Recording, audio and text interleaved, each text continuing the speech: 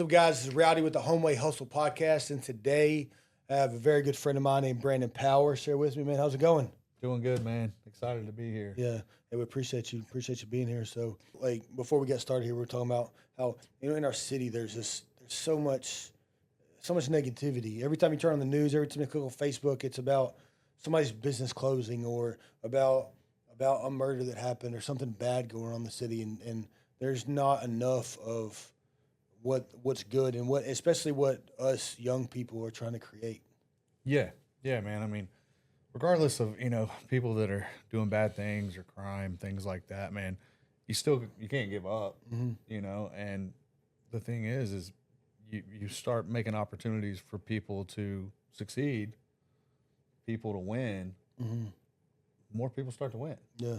And you building this room, it's giving other people opportunities to win, man. So there's one thing I learned a long time ago is, you never turn down a stage. If somebody wants to give you, especially when you're a business owner, entrepreneur, if somebody wants to give you a stage, whether it be a podcast or be speaking in front of 5,000 people, it's still a stage, it's still an audience, and you never turn that down because you never know what you're going to learn. And I've learned a lot about a lot of people and a lot of stuff. Like, if knowledge is power, and knowledge is knowing and being smart. Like I was talking about this the other day. Joe Rogan talks to everybody that's the leader in whatever it is. We got Joe Schmo on here, and he's the number one light bulb screw in the world. Well, that's crazy. Like, how is that even a thing? But somebody's got to be the best at everything. Exactly, and he's like, he talks to the best of the best and the most interesting people in the world I don't know about every day, but we'll call it every day. So, like, how do you soak all that up? And then how do you take that power and that information and go do good? Yeah. I was in a training one time, man. You know how it is. You go to these trainings and sometimes they're long. You're spending 8 hours in there. And, hour 6, you're like, man, is it over yet? Yeah, I gotta go. And the guy said, though, he said, man, I know you guys are tired. I know that there's a lot of information. For some of us redundant. He goes, but my goal is you just take one thing from today. And that's always just been my outlook is what one thing can I get from this? And you add that to the list of all your other one things, and now you got a whole list of things to help you. Yeah. If you go to, because obviously I go to a lot of trainings and seminars and things like that too, and if you go to there and you go in there with your notebook or whatever it is you're going to take notes on, and you take all these notes and you go back to your business and you're like, all right, I learned 37 things. We got to change our business. There's 0% chance that you're not going to do any of them good. If you take those, 1 to 5 things or whatever that you find small adjustments. Exactly. You can come in, and then next time you go back, you go and you do the next one, and you just get those small wins. Getting those small wins, stacking them up. Stack those wins. You win. It's like the guy that talks about make your bed in the morning. Yep. Make your bed. You continue to make your bed. Continue to make those small wins, and stack those wins, and keep going on. So, where'd you grow up? Man, Memphis, born and raised. Yeah. Man, I was a Raleigh kid. Raleigh, oh man. I'm a Frayser kid, so I understand that, and it's pretty cool. My parents started out in Frayser, man. My grandparents raised me. They're from Lexington, Tennessee originally. Moved to Frayser in the 70s. And my dad, he was a blue-collar guy, man, ceramic tile and marble guy. Ended up, him and his brother started his own company, and he got us to Raleigh in the late 80s. And we stayed there till right around 2000. Yeah. And my sister went to Craigmont. I went to Old Brownsville. And, it's just kind of like they just kept moving. And eventually, now they're in Arlington. Where'd you go to high school? Bolton. Okay. Yeah. That's crazy how that place has died now. Yeah, man. It was the biggest high school in the city for a long time. Yeah. I think my graduating class was like 800-900 kids. That's, Yeah, I went to my niece's graduation like last year, and they had it was like 500 kids or something like that, and I was like, Jesus, like I went to Millington, we graduated like 300 and something. You drive by there now, man, parking lot's empty. There's nothing. I think they do like alternative school there or something like that. I'm pretty sure kids get bussed in or something. Yeah, they do because it's after they did all the municipalities started their own schools. Bolton was in the county. It wasn't in any city proper, so there was nothing. Every kid that went to Bolton, you know, they lived in Bartlett and they lived in Arlington. And once Arlington was built, it took a lot of kids. And then once they made Arlington its own school district, it really killed them once they did their own schools. So yeah, man, that's what it is, man. But Frayser and Raleigh used to be a beautiful place a long time ago. But just like any other city, places go downhill. Yeah, it's people just keep moving out, and trying to get away from the trouble and just keep their family safe. Which I get it. Yeah. So tell me about some of the jobs you've had and like all the different industries you've been in that obviously have led you up to starting Glass Brothers. Man, my dad was a blue collar guy. I was that guy, man. I got through high school, did what I had to do. When it came time to either go to work or go to college, I was like, I'm gonna go to work. And I was like, all right, cool, get in the truck. And so from then on, every morning I'm up, he's taking me to the job. And I did that for a couple of years, man. And I'll tell you, as you know, tile work is not easy. No, it's not. It's hard work. Yeah. And had my son just before I turned 20. Yeah. And was like, man, I got to make a little more money. Didn't seem like it was going to happen there without really working hard as far as manual labor goes. And Armand was like, hey, man, I can get you on over at the car lot. He worked over at a car lot airport auto center, man, Winchester and Airways. Yeah. Oh, wow. So that was my first sales job, man. And I started there in February, just before tax time. And so March hit, and I kind of learned, hey, man, this is how we do things. You get a customer in, you get them to agree to this, you're going to make $300 every time. Yeah. And I think I sold like 25 cars, So I was making thousands of dollars where I'm used to making hundreds of bucks. 25 cars in a month? Yeah. Okay. Yeah. Yeah. And so, I, got my first couple big paychecks, man, and I rode that out for a little while. But selling cars, man, it's a grind, long hours, stuff like that. It is. And so my buddy Lee over at Memphis, his family owned the Harley shop. He was like, man, we got to open a position out in Collierville, shop out there. And so I switched to selling motorcycles, which was a lot more fun, man. I was kind of a motorcycle guy, growing up and stuff. So did that, and that was fun, man, because when people are buying a motorcycle, they're happy. Yeah. They're like, man, this is cool. This is something I want, not necessarily something I need. And so I did that for a while, ended up going to work at another Harley shop down in South Haven. And it was owned by Bob Parsons, founder of GoDaddy. Is that Southern Thunder? Yeah. Yeah. I was down at Southern Thunder. And, dude, I was there for 7-8 years, man. Yeah. But so with the Parsons Group, man, he owns PGX Golf Clubs. He's from Scottsdale. Big money guy. Oh, yeah. Man, they invested in me. They sent me to Texas for training. I became finance manager, sales manager, all that good stuff, man, and really learned how to build a team, manage people. And I made great money, but it was the same, if other people were off work, that means I was at work. That's when, people are buying things. Yeah. So pretty much we were open 7 days a week, Saturday and Sunday. I eventually negotiated Sunday, Monday off. Yeah. Which was not bad in that, type of industry to have those days off. But, people buddies leaving to go to the lake on Friday, kids got a soccer game Saturday. Oh, yeah.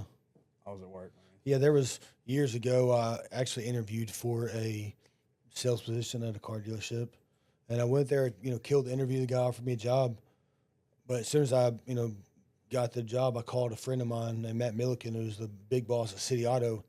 Yeah. And I called him. I said, I just interviewed for a car sales position at this dealership, and kind of told him about the job. And he said, "Right, I think you'd kill it. I think you do really well there. But let me ask you a question. Do you want to work every Saturday for the rest of your life?" And I was like, "No, I don't. I don't want to do that." He said, "Well, then the car business is not for you." Yeah.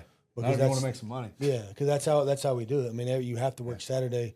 But one thing I thought was cool about City Auto, they told me was, and some of the other salesmen, I've bought a lot of cars from there, and they're a good spot, man. Yeah, it's good. It's a really good place. But if you say Saturday and your kid has a t-ball game at 10:00, well, you leave her at 9:30 and you're back here by 11:30. They take family. Yeah. They take family big over there. Give you a little bit of balance. Exactly. You have to. Yeah. Yes, you have to work on Saturday. But if you have something with your kid, just something you have to do, go and get back. Take care of it. And they said they're pretty strict about it. Like I don't care what deal you got working. Like, you need to go take care of that. We'll figure it out. We'll make the customer wait, Yeah. whatever. Because, like, if you don't, this is one thing I stress to my team. And, anytime somebody on my team is maybe having trouble at home, like, I try to, without, you can't get too far off into everybody's business. But if there's some way you can help fix that, because if people don't have a good home life, they're not going to have a good work life. Yeah. If every time they go home, they're not happy, or something's going on at home and something's broken and they can't, go home and be comfortable, then they're not going to come to work happy. Yeah. And they're not going to come to work will be productive, because all they're going to be thinking about all day is what's the problem at the house. Right. So if you don't have a good family life, and you're missing your kids' t-ball games, and if you're missing your kids' t-ball game, your wife ain't gonna be happy, or if you're a woman, your husband's not gonna be happy. It's a family thing. Well, next thing you know, man, I mean, like, dude, my kid, he'll be 17. He's so- driving now, that's so wild. and I mean, next thing you know, they are that age, and you can't go back and go to that T-ball. Yeah. There's no time is the one thing you can never get back. But most valuable thing we have. It is. Man. It's most valuable currency there is. Yeah, you can't get back time. All you can do is just try to make the best of it, and Use it wisely. Use it wisely and make the best of your time. So let's go back to the Harley thing. So where did that end, and where'd you go from there? Man, like I said, I did well there. Yeah. Learned a ton, man. It's probably where most of my knowledge came from. I still use a lot of it today. 2018, one of my buddies, man, that I worked with there, Johnny Green, man, R.I.P. He passed away on a motorcycle accident. Yeah. And I was leaving his visitation, and I was on my bike, and I got T-boned in an intersection. Yeah. And I was in the med for a little while. Had talks of amputating my leg. I was like, let's try to avoid that. Luckily, I did. But after that, man, I was just kind of like, the hours, kind of over the whole motorcycle thing. Don't really want to, mess with that anymore. And ran up on the opportunity to kind of get back in the trades, with the glass and window stuff. And started learning my way in that. And that was probably about 5 years ago, man. Yeah. So what are some of the lessons, like, whether it be good or bad, that you've learned from working for other people, that you feel like you've brought into your entrepreneurial journey now?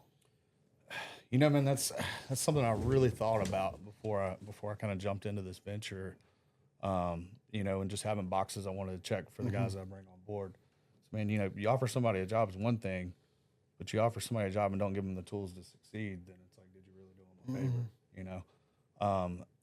And the biggest thing that I struggled with, is you think of sales, and most people are like, hey, man, you're well put together. Your shirt's tucked in, your pants aren't wrinkled, keep your beard trimmed. You're a good looking person. You talk well. And they're like, all right, go kill it. Yeah. Here's a notebook. And I didn't want to create a company where that was the idea. Yeah. The big thing I wanted to push on is, hey, I'm going to give you all the tools to succeed. I'm going to give you the training. I'm going to give you the knowledge. I'm going to show you the way to get there. Whether you do it or not, that's on you. But that was a big thing that I wanted to do, is just be sure that building a brand that people could succeed and being a part of. Yeah. So were you working for was it a corporate or a small place with glass before? Locally owned, but more of a corporate structure. Gotcha. So it was kind of a combination of both. But when I went to work there, I was the first and only sales guy. Gotcha. Before that, installers were the ones doing the selling. And I just, for the first 3 months, man, I just rode around on an install truck. Yeah. Learning how it was about done. windows. Yeah. I was like, man, the quickest way to figure out what we're doing is to see how it's done. Exactly. So a lot of it was self-taught, man. And there was things I wanted to do differently. So. Did when you started being their salesperson, did you feel like you made a big impact on their business? Yeah, I mean, just being from Memphis, man. I mean, being connected with you, being connected with the guys over at Southern, I mean, and just coming from a trades family, the relationships were there. I just had to find the need of where I fit in everybody that I was connected to. Yeah. So yeah, I mean, it wasn't hard to find where I could push the business. Yeah, for sure.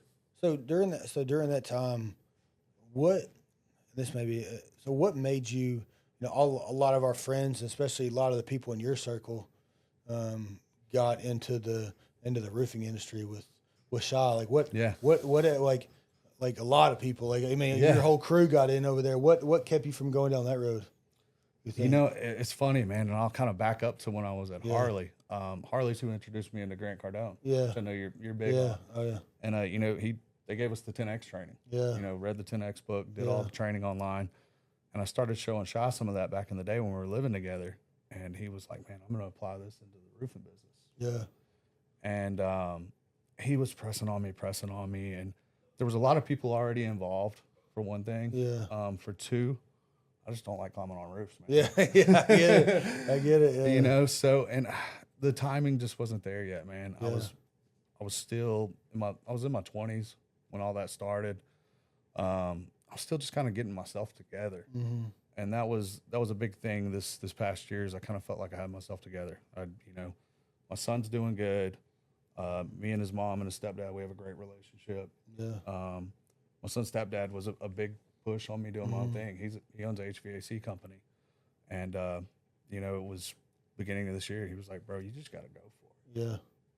And so yeah, the timing just wasn't right then, and I think, you know, life's about timing, and I felt ready. So you know, you're never sure 100%, but all you can do is just line up things the best you can, and then go for it. So I want to dial back to what you just said a second ago, talking about your son's stepdad that pushed you into that, you know, kind of gave you the go. And I think that's a really beautiful thing, because a lot of times you see people who are co-parenting, they're you know, all they do is talk bad about the other person and drag them, and for you to say that, you know, my son's stepdad is an entrepreneur and encouraged me to go better myself is incredible, because too many couples or too many people, when they split, all they want to do is, like, you know, that person's no good, he's sorry, like point out at each other's flaws, exactly, and beat them down. And at some point, that some of that stuff is probably true, Sure, but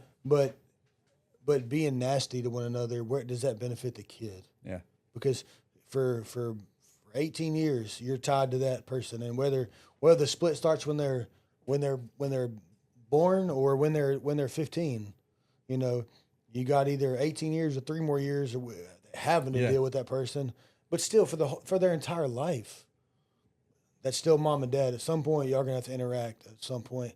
So I don't see the point in, like, being nasty with one another. So that's really cool that, like, y'all are. Yeah, and I mean, it wasn't always that way. You know what I mean? And we had to grow that relationship, and we both had to work on things, and you know, we did. That's the important part. Yeah. And now, I mean, like I said, you know, we're in a B&I group together. Yeah, that's awesome. Out in Fayette County, you know, you guys been in a couple of those. I saw y'all at one, but yeah, man. So that was all big. The timing, getting myself mentally prepared, and even, like, the one thing that I did leading up to was I made sure I got consistent in the gym.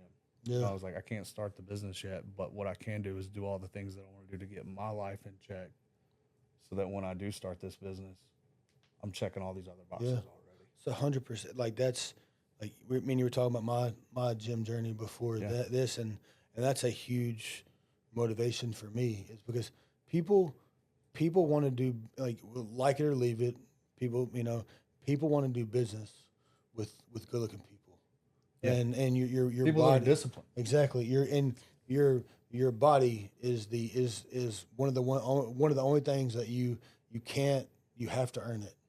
Yeah. If you're fat or skinny or swole or not or anything, like, you made the decision to be however you are. Yeah. Like, everybody loves cheeseburgers, man. Exactly. Oh, we all love to eat. Like, you know, like I'm doing 75 hard. I'm on day 6 right now. Yeah. And I was talking it's about tough in the middle of summer too. It is because, you know, I'm not a drinker. I don't go home and crack a beer open.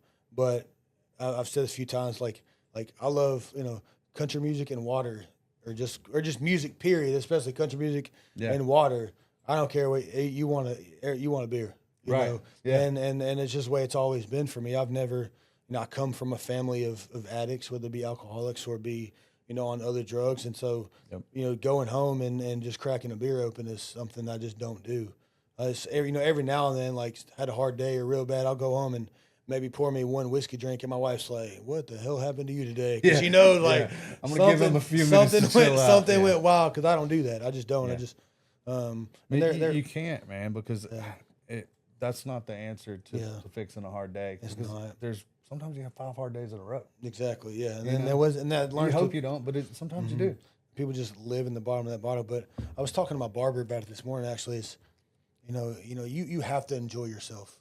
Like you can't just live like a bodybuilder year round. Like, going to gym every single day, all day long, and just eating lettuce and drinking distilled water all day. It's not. You can't live like that all day round if you don't want to live a life. But with 75 hard, it's not a. People don't understand. Like they think it's some kind of fitness challenge. It's not a fitness challenge.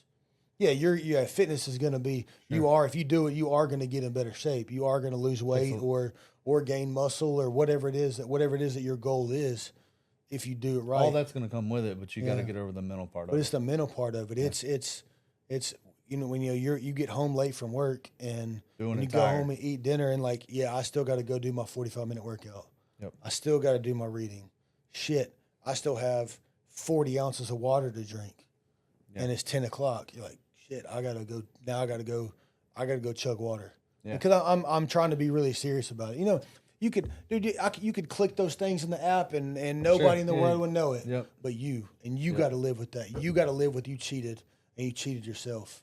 I had a buddy that he was on day like 25 or 30, and he failed himself. I thought this was way too hard on himself. He was drinking some recovery drink or something like that, and it had like very small bit of the way that fermented or whatever had like some very small portion of alcohol in it, and he failed. I was like, bro, did you like? Was it really worth it? You weren't doing it to get. No, he didn't know it. It was like the next day he read it and he was like, "Oh my God, it's got alcohol in it," and he failed himself. I'm like, dude, dude, you need to chill out.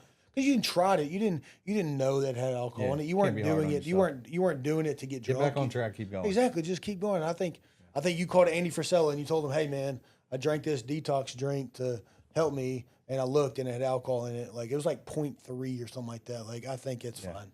It was only because some way it was some crazy like wellness store, like the way it fermented or something made a little bit of alcohol in it, but it wasn't designed to be an alcohol drink. Yeah.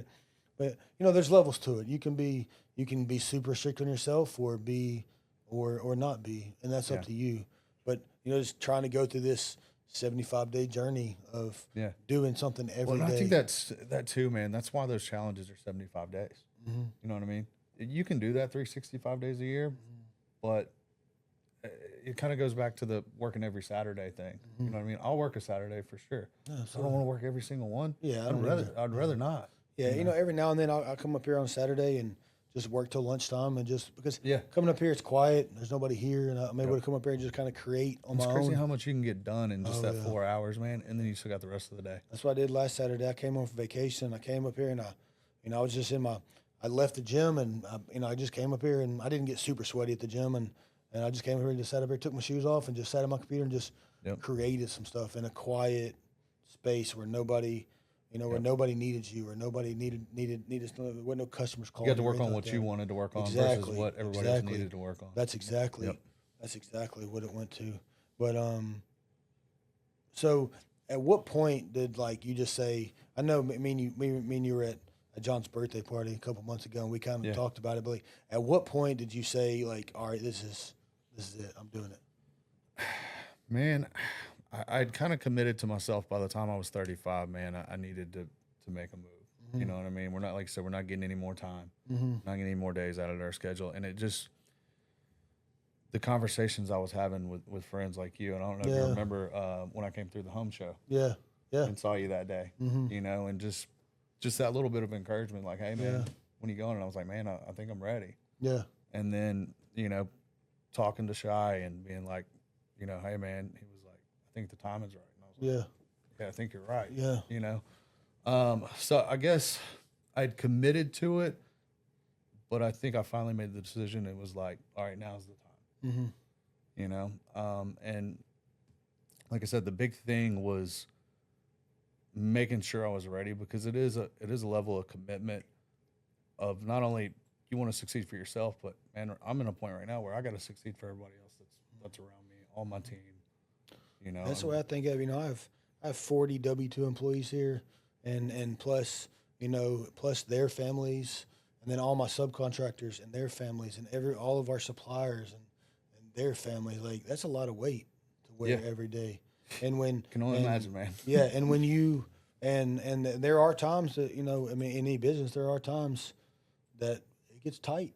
You know, something you didn't have a good sales month, or especially being in the insurance industry, you know, they want to pay slow, and like stuff happens. Things you just can't control. Yeah, and money gets tight, and you gotta make a decision on where you're gonna put that money at, and sometimes you have to have some hard conversations with people, and they're coming, you know. Yeah. For you, I promise you, they're coming, and you better get ready to have them. There's gonna be months where you end the month with, you know, $50,000 in your bank account, and there's gonna be months where you're like, man, I don't know, man. I might have to call Big Brother up and make payroll this week. Where's the miracle at? Exactly, and I'll tell you, you know, knock on wood, for us, it's always worked out. Yeah. No matter what scary thing happened, like, it's always worked out. But I think that's because of grind. You know, that's the Homeway Hustle. We don't ever quit. The thing that I'm seeing, man, so fast and so quick is, like, even if you've got a plan, you know, and you think you're like, all right, this is what we're gonna do. This is the way it's going. Be prepared to pivot, because, you know, that plan may work for a little while. It may not work at all, and you got to find another plan real fast to keep going. Yeah, that's a good thing about being an entrepreneur and being, you know, and being like me and my business coach talk about it all the time, is like, me and him are both that. We both have that very entrepreneur, like CEO style of decision making. Yeah. And then you got, you know, especially like, you know, Tiger, my business partner, like, he's a very analytical, wants to weigh it out, and then we're going to make a plan, and then we're going to go.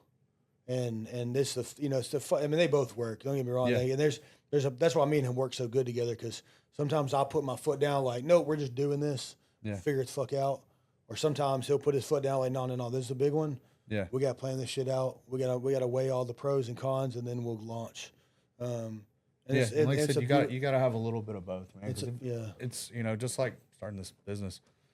For a long time, I was like, oh, man, I'm going to get this paid off. I'm going to get this money. I'm going to get this, and I'm going to be ready. That perfect day never comes. No, you're never ready. You know, you're never. It's like people who always say, like, you know, I'm not ready to have a kid. Let me tell you, as somebody with 3 kids, you're never ready to have a kid. Yeah. You're never ready. I wasn't ready for the first one. Right. And then I wasn't I wasn't ready for the second one. And then I, you know, me and my wife, you know, we weren't ready for the third one. I mean, she wants to be like the Duggars, but we ain't doing all that. But you know, but I had to make some changes in my life to have my third kid. Sure. And so, like, making those conscious decisions to do those is crazy, but business is just it's hard. That's one thing you got to accept, is it's going to be hard. Yeah. You know, my saying's always, man, if it was easy, everybody would do it. If it was easy, everybody would do it. And everything's hard. Pick your hard. You know, being an employee for somebody is hard. Yeah. You gotta, you know, I'm sitting here in front of 2 of mine right now. Like, it's hard. You know, they got me, you know, a maniac that wants to do all kinds of crazy things, and they have to navigate through my craziness to create what it is that I want to create. Make it happen. While you know, they're here because they both have creative minds too, and they want to create with me, and it's hard. You know, punching somebody else's clock per se is hard. Also, starting your own business is very hard. Being an entrepreneur is very hard, and so, you know, you can work for somebody, or you can go do your own thing, and they're both hard. Yeah. You know, there's a lot less stress on one side of it, but it still doesn't make it easy. Right. Yeah.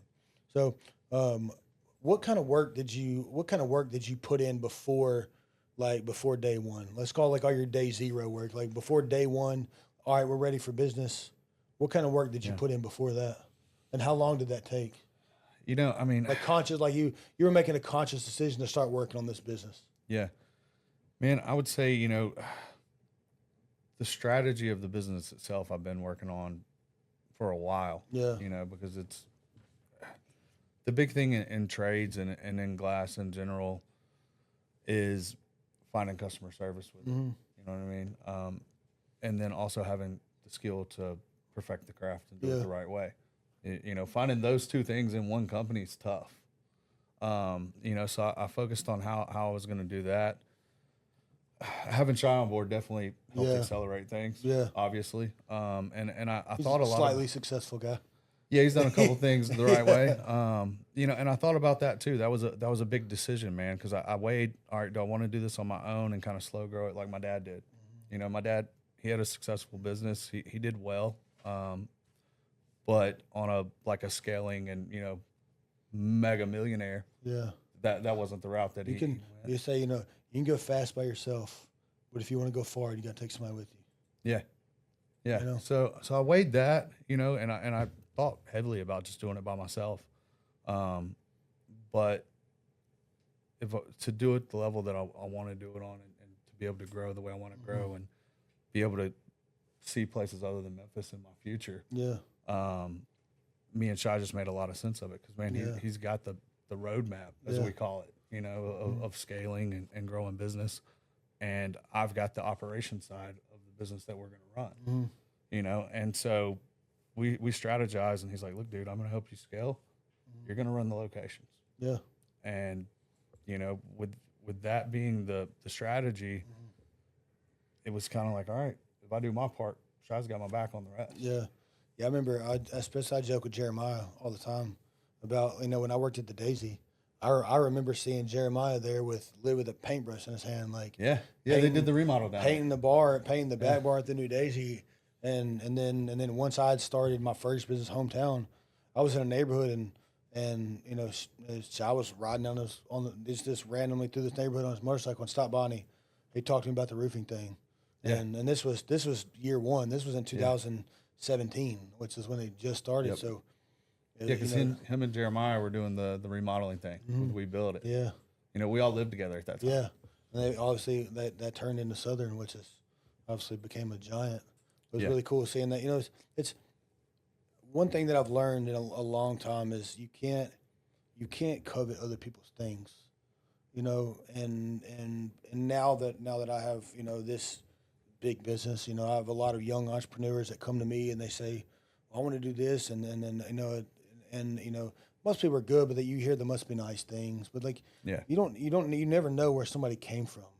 You know, like right now, like everybody sees Shao on Instagram with, you know, 37 Lamborghinis and all the cars and all the stuff that he has. But you know, number one, he'll kill me for saying this. He's a little older than most people think he is. And he put in the time. Yep. He grinded. He ran a handyman company for years. Yeah. Before he started what would become Southern. And you know what's crazy is he still works just as hard as he did day one before 100%. He had anything. Yeah. You know, I remember back in the day when we lived together, man, and if I had $100, I was like, bro, you got 50. Yeah. You know, and that's about what we had. Yeah, yeah. But man, he still just grinds constantly. You know, and I talk to him a good bit, but it's scheduled because he's still so busy. Oh yeah. You know, I was you know, you see him on it's a beautiful thing now seeing him now, like his music career. I think he's gonna blow it up. He's putting a lot of work into it, man. He has. I mean, it's obviously that's you know, another side of work, and that's kind of why what he wanted to get to was to be able to support that and put that work in there. Yeah. And that's cool that he's made it to that level. I made a joke a long time ago. It was like, you know, when people, you know, what was so crazy about how he built this business was like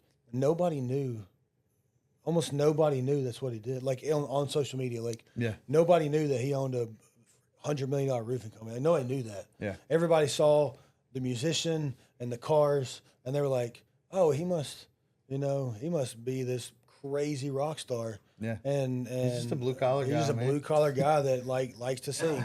And there's a carpenter, man. Yeah, he's good. I've seen a lot of his work, but it was like, but for me, like that's my friend. Like I talk to Shy all the time, and like he probably does the same thing to you. But you know, like what's so crazy? That dude tells me he loves me every time I see him. Yeah, bro. Love you, brother. Miss you. Can't wait to see you again. Yep. But I can never You know, meet and him. that's something that he's done with me for years, and people are like, he just tell you he loved you. You know what I mean? Dude, What's crazy though is even with like some of my guys, like, dude, we have those late night conversations after we've been grinding all day, and it's 10 o'clock, and they're like, I'm like, all right, dude, I'm going to bed. And I'm like, all right, I love you, bro. Yeah. And that culture is already breeding through our team, and that's what made him so successful with his other company, and Have you seen that trend go around where like guys will be in like the car with their wives and they pick up the phone, they call their buddy like, all right, man, I just want to tell you, take good night, man. You be good. Their wives are over there like, what the hell just happened? Just trying to just messing with them. But me and Tiger talked about in our podcast, like we obviously me and him talk every day. If we're not here, we're talking multiple times a day about the whole entire business. But like that's one thing that and he's one that started it with me because I didn't do it before. But now I embrace it. I love it because he tells me he loves me every day. Every time we get off the phone, I do the same thing. It's like tell your friends you love them. Make it weird. Make it weird. Like you love them because, especially as men, I don't know if you see that guy. Kind of like he's a cowboy guy. He's always sitting around a campfire talking about being men and being strong. With the beard. And he talks about that, and you see more of it. Is especially us as men, man. We're taught from a young age. Be a man. Don't cry. Don't show your feelings. Like don't do any of that stuff. And while all that is true, like we are men and we do have to be strong because that's who we are. But at some point, like we are human and we have to give. Yeah. We do have emotions. Yeah. Yeah. We do. There's times that you got to be hard. Yeah. But there's times you just got to love who's beside you. Exactly. You got to be soft. You got to be soft with people, and you got to be able to go home and be vulnerable to your wife and be vulnerable to your kids because that's why almost everybody commits suicide as men. I mean, obviously a lot of women commit suicide, but the vast majority of them because we bottle up. Yeah. We bottle up because our entire lives we're told to not talk about your feelings, don't talk about things, and then we get depressed and we can't deal with it because if you go tell if you're a man and for unless you're in the right circle, if you go tell your friends that you're depressed, they're like, dude, you're being a bitch, bro. Right? Man up, and that just makes it 10 times worse. And now you can't talk to your friends. Yeah. And I think both of us are lucky and blessed to have guys in our life that don't have that mentality though. Yeah, exactly. You know what I mean? Like I'm close enough to a lot of my boys, man. If they got something going on, I'll call them. And I'm just like, hey man, I'm just calling and say what's up, how you doing? You know what I mean? I did that yesterday. Yep. I got a buddy that owns a business and he's kind of been going through some troubles. Sure. And had to lay some people off recently and having some family issues and every time I see him, I talk to him. I just see him. I'm like, man, you're stressed. Yeah. Like, what do you need? And I called him yesterday, and he said I'll call you back. He just texted me he's busy because like I said, his business is going through some wild stuff. Sure. And I was like, I'll just call and tell you I love you. I'm checking on you. That's it. Yeah. I don't need nothing from you. Me and him do a lot of business together. I'm like, I don't need nothing from you. Yeah. I just want to check on you. I'm just trying to make sure that you're good, man, because that's so important. Yeah, man. And trying to make sure that your friends are good, and make sure that show me your 5 friends, and I'll show you your future. Yeah. It's a big thing because you are your circle. You hang out with a bunch of losers, you're going to be a loser. You hang out with a bunch of successful people, you're going to be successful. It has to happen. Yeah, and I mean that was part of me getting to the point I'm at now, man. 5 years ago, I wasn't doing the things I was doing. I wasn't hanging out with the guys that are going to the gym every day. With the guys that go to the bar every day. Yeah. You know what I mean? And I was like, you know what? I'm going to start calling my in shape buddies. Yeah. And what do you know? I started getting in shape a little better, and it's just, this is Shy saying, man, it's all about choices. Mm-hmm. Everything's a choice. Everything is a choice. Yeah. And you're going to, how long y'all been open now? March 1st. Yeah. So very soon. And one, your friends or your circle is going to continue to change. Yeah.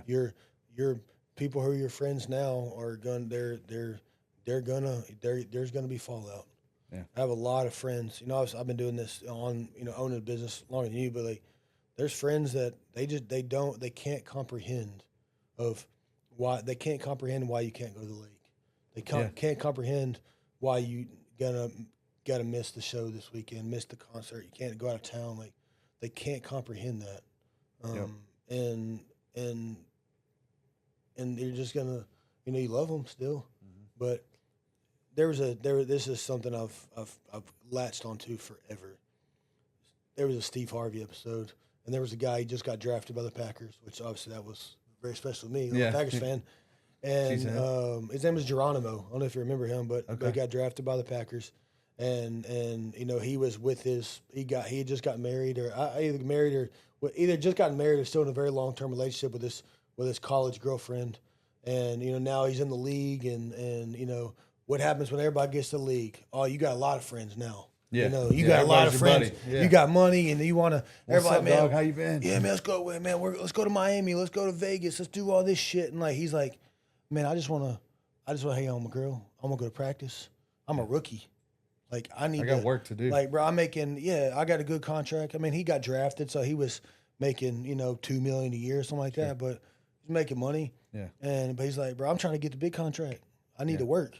Yeah. And don't celebrate the small one too hard. Exactly. And so one thing Steve Harvey told him was, everybody that came with you can't go with you. It's a strong statement. Everybody that came with you can't go with you. And that's something I've understood. And you don't be mean to those people. You don't push them. You don't like push them away. But you may push them away. But like you just don't put any more effort. And how they feel about it's on them. Exactly, because you got things to do, and you got to grow. So where did the name when did you come up with the name Glass Brothers, and how did that when did that become the one? When a lot of it's what's available, yeah, for sure. That you can get out there, but when you think of building a team and you think of who's going to be right there with you, what better than somebody that you would call your brother? Yeah, and I like it. We've had the question already, like, oh, are you guys brothers? And we're like, basically, exactly, next to it, yeah. So man, we went through some options, and it was the first one that just checked all the boxes. I like it. This, my first business was Hometown Home Services, and because when I started that business, I thought I was just going to be like a handyman. I thought I was going to be going to work every day, and that blew up. And so, man, we were probably going to end up changing the name anyway, and that partnership split. Yeah, I remember that. And I went through, when I got out of that, I was like, man, I gotta come up with a new business, and I like the home thing because I'd already kind of built that home brand a little bit.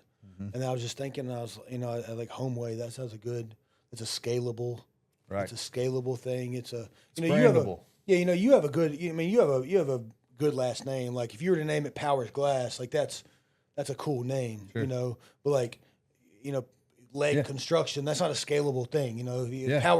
Power Glass was one of them. Yeah, Powers Glass or Power Glass is a good one. That's a scalable thing, and nobody that didn't know, they would think that's just the name of the business, but yeah, we did a lot of thinking on that. Did a lot of tweaking with the design. We actually had one of the tattoo artists up in Nashville. Yeah, that drew up our little guy. That's pretty good. And the big thing that we wanted to go after was that 50s, 60s customer service era. Yeah, and that's part of our on our website. It's like we try to go after that era back when a handshake was a promise. Because that's so far from what a lot of jobs and contracts are these days, man. Somebody shows up, tells you, hey, I'm going to do this, this, and this. And then by the end of it, they're like, dude, that is not what happened. Yeah. Yeah. And that's the big thing, man, is just we wanted to build a company that does what it says it's going to do, no matter what the circumstances. Every time. You have a lot of, I have a lot of customers, when I was out in the field selling that would, when I gave them a price, they would say, is this going to go up? And I would always tell them, unless there's just something that I could never have known, then no. If I forgot something, that's on me. You hired me. When I come and remodel your bathroom, if I forgot to if you told me you wanted a bench and I forgot to put that on the estimate, that's on me. Yeah. I told you a price you get, but if we tear out your shower and the subfloor is completely rotten because of some slow leak that we never could. Yeah, then we got to talk. We're gonna have a conversation about the unforeseen. Then we got to talk about that. But I can't. But as far as me just forgetting something, like if you're doing a shower glass on a shower glass and somebody, you mismeasured it. Yeah. Or and they wanted a 96 tall, and well, going from that 80 to 96 is big difference. Yeah. And you forgot that. That shit's on you. Yeah. You gave them the price, and they liked it. Oh man, I forgot. I forgot you said 96. No, that's right here. I texted it to you. That shit's on you. You got to eat that, and that's the one thing it's funny you say that. One of our first jobs, man, ordered the shower. Yeah. It didn't fit quite right. Yeah. I don't, human error, whatever, it happens. Probably should have measured it twice, maybe. Yeah. Oh yeah. And customer's like, "Oh, it's okay." I'm like, "Dude, this is our first job." No. I was like, "I'll order a new one. We'll be back." Yeah. And I mean, that was so important to me, just because I was like, "This is our journey. The starting point of it. We got to get it right on the first one." Oh yeah. Did it hurt a little bit out the gate? I was like, "Man, I hope it gets better from here." You got to set the tone. Yeah. But and it felt good. You know what I mean? Because at the end, the customer was 5 stars. And that's what it's all about. With glass, we talk about obviously we do a lot of bathrooms and doing glass. Like there's no fixing it. No. Once you especially frameless, like whatever it is, you can't. You're doing carpentry work. You can break out the sander and or the saw and fix it a little bit. Yep. With glass, either fits or it don't. There's no tweaking it. Yep. And that's why you got one shot. Yep. Get it in. That's a big thing. So what's been the most surprising, these past couple of months? What's the biggest thing that surprised you? Man, just the unforeseen. 2 of my guys, in the past 30 days, both had their car stolen. Oh wow. And we're up and running. We got a couple trucks. Yeah. And I'm just trying to get guys from A to B and things like that. And the first one was, it got stolen from the office. That's insane. We were in the back unloading some material. Walk up front, and my guy's like, "Hey, man, do you know where my keys are?" And I was like, "No." He's like, "They were sitting right there on the desk." They came in and got their keys? Guy walked into the office, saw the key, walked out front, beep, beep, seen his truck, wow, fired up, took out. That's crazy. So that was just like, dang, what do we do now, That's insane. But we just kept going, and then, just last week, one of my other guys, he's got a condo downtown, and he got up Tuesday morning. Yeah. He had the Glass Brothers magnets on the side of his vehicle.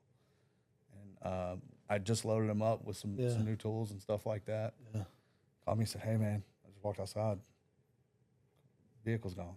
That's insane. And so those... such a kick in the gut, man. Yeah, but, and I told him, I said, "Man, are we going to let this, is this going to be where we stop?" Yeah.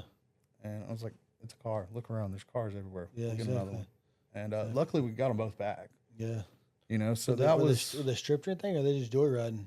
I just rode them around, man. That's insane. I had a truck stolen a couple years ago. That's all they did. They just drove around. I mean, I had a trailer stolen a couple, 2 years ago, and that was a crazy day. So yeah, that was one thing. I got set up with a supplier that we're getting our windows from. Last week got a call. They're shutting down the Memphis branch. Really? So I'm just like, Yeah. "Oh, all right. Yeah. Nope, time to find another one, Yeah. So I'm really not surprised. I'm just like, all right. Yeah. Like I said, we got to pivot.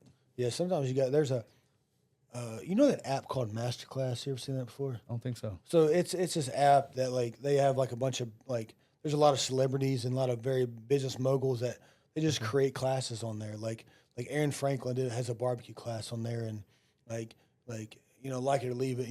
Obama did a class on public speaking. He's wherever your politics lie, Obama's the best public speaker ever.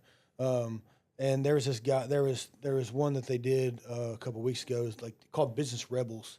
Okay. It was about the guy that started Liquid Death water. Yeah, which is can water. Crazy story. And then the second one was about this girl that started.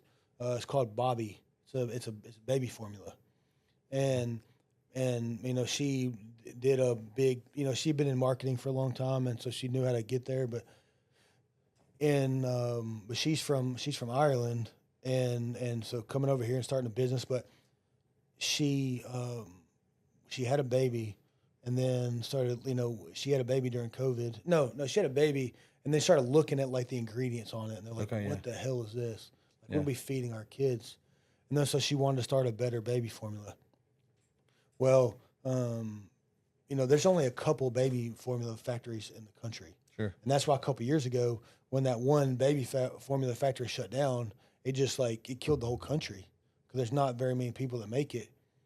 And in order for baby formula to be sold in America, it has to be made in America. That's a law. So Oh, really? Okay. yeah, and she couldn't find nobody wanted to make her product. So what she did was she found somebody in Europe to make it, and she marketed it as a breastfeeding supplement. That's what she marketed it as. Yeah. And she started it, and they were making it, and she started selling it.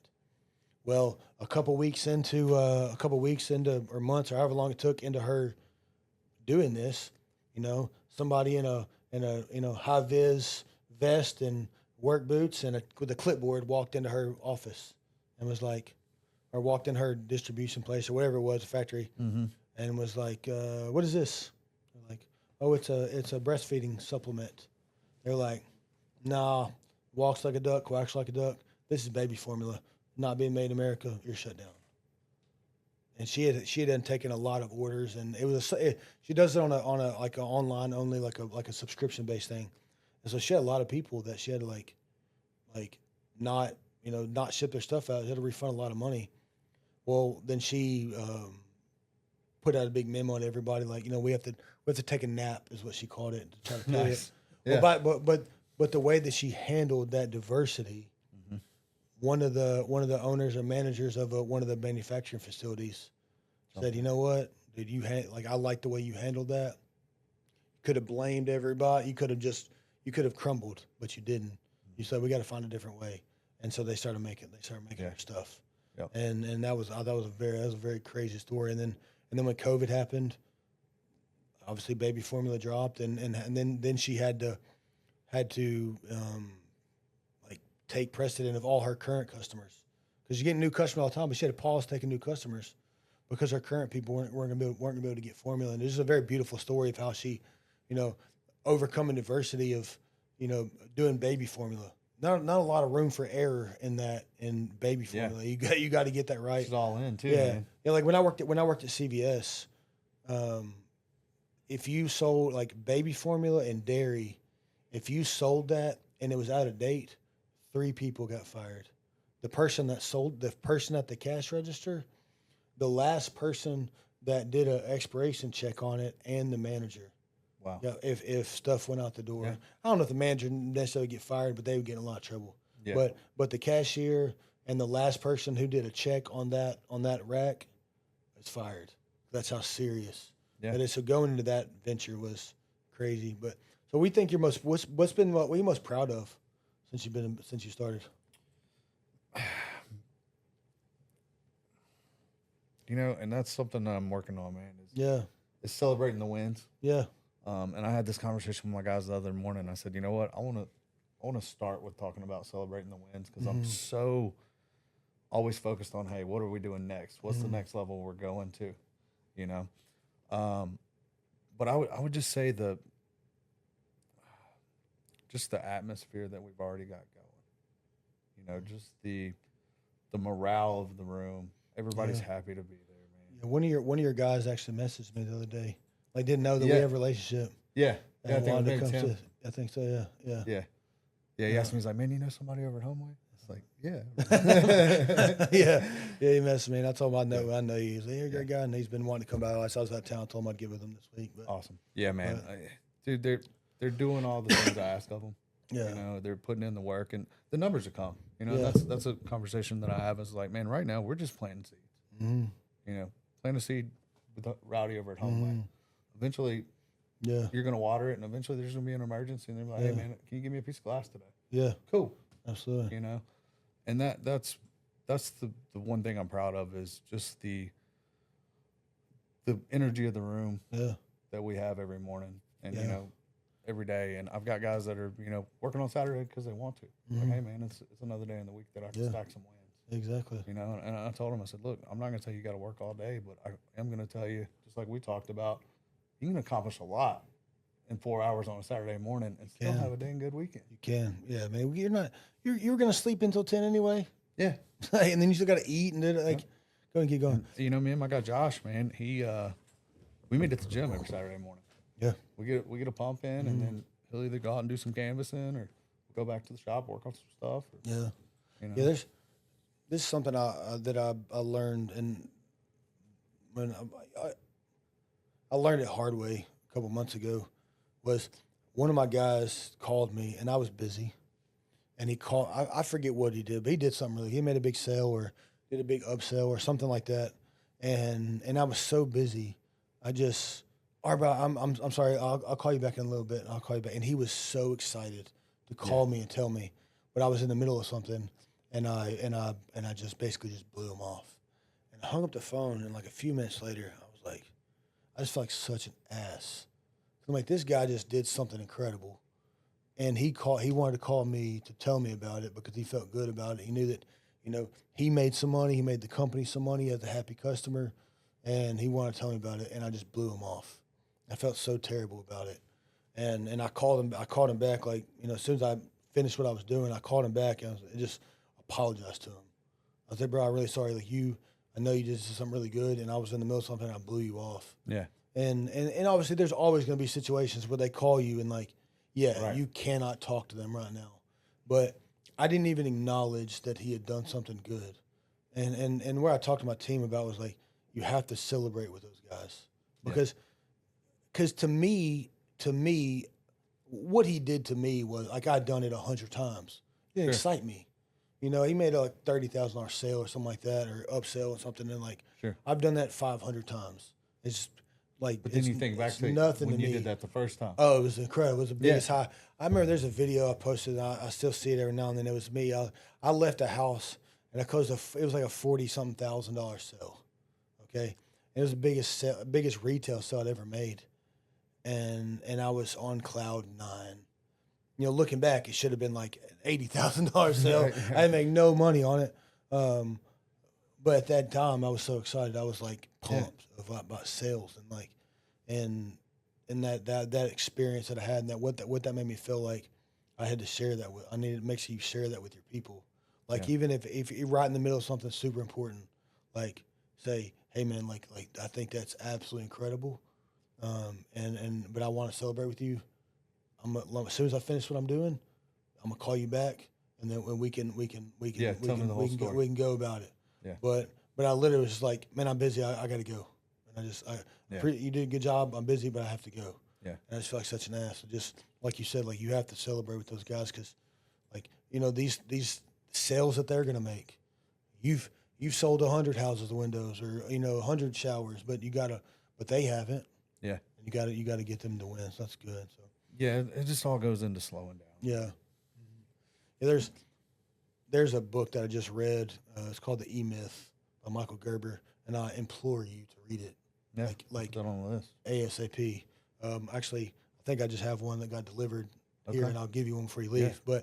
But it talks about when you start your business, and this is gonna be perfect for you because you just started your business. But like when you first start your business, you start your business. Most people don't start their business because they want to start a business. They start their business because they don't want a boss anymore and they want to work for themselves.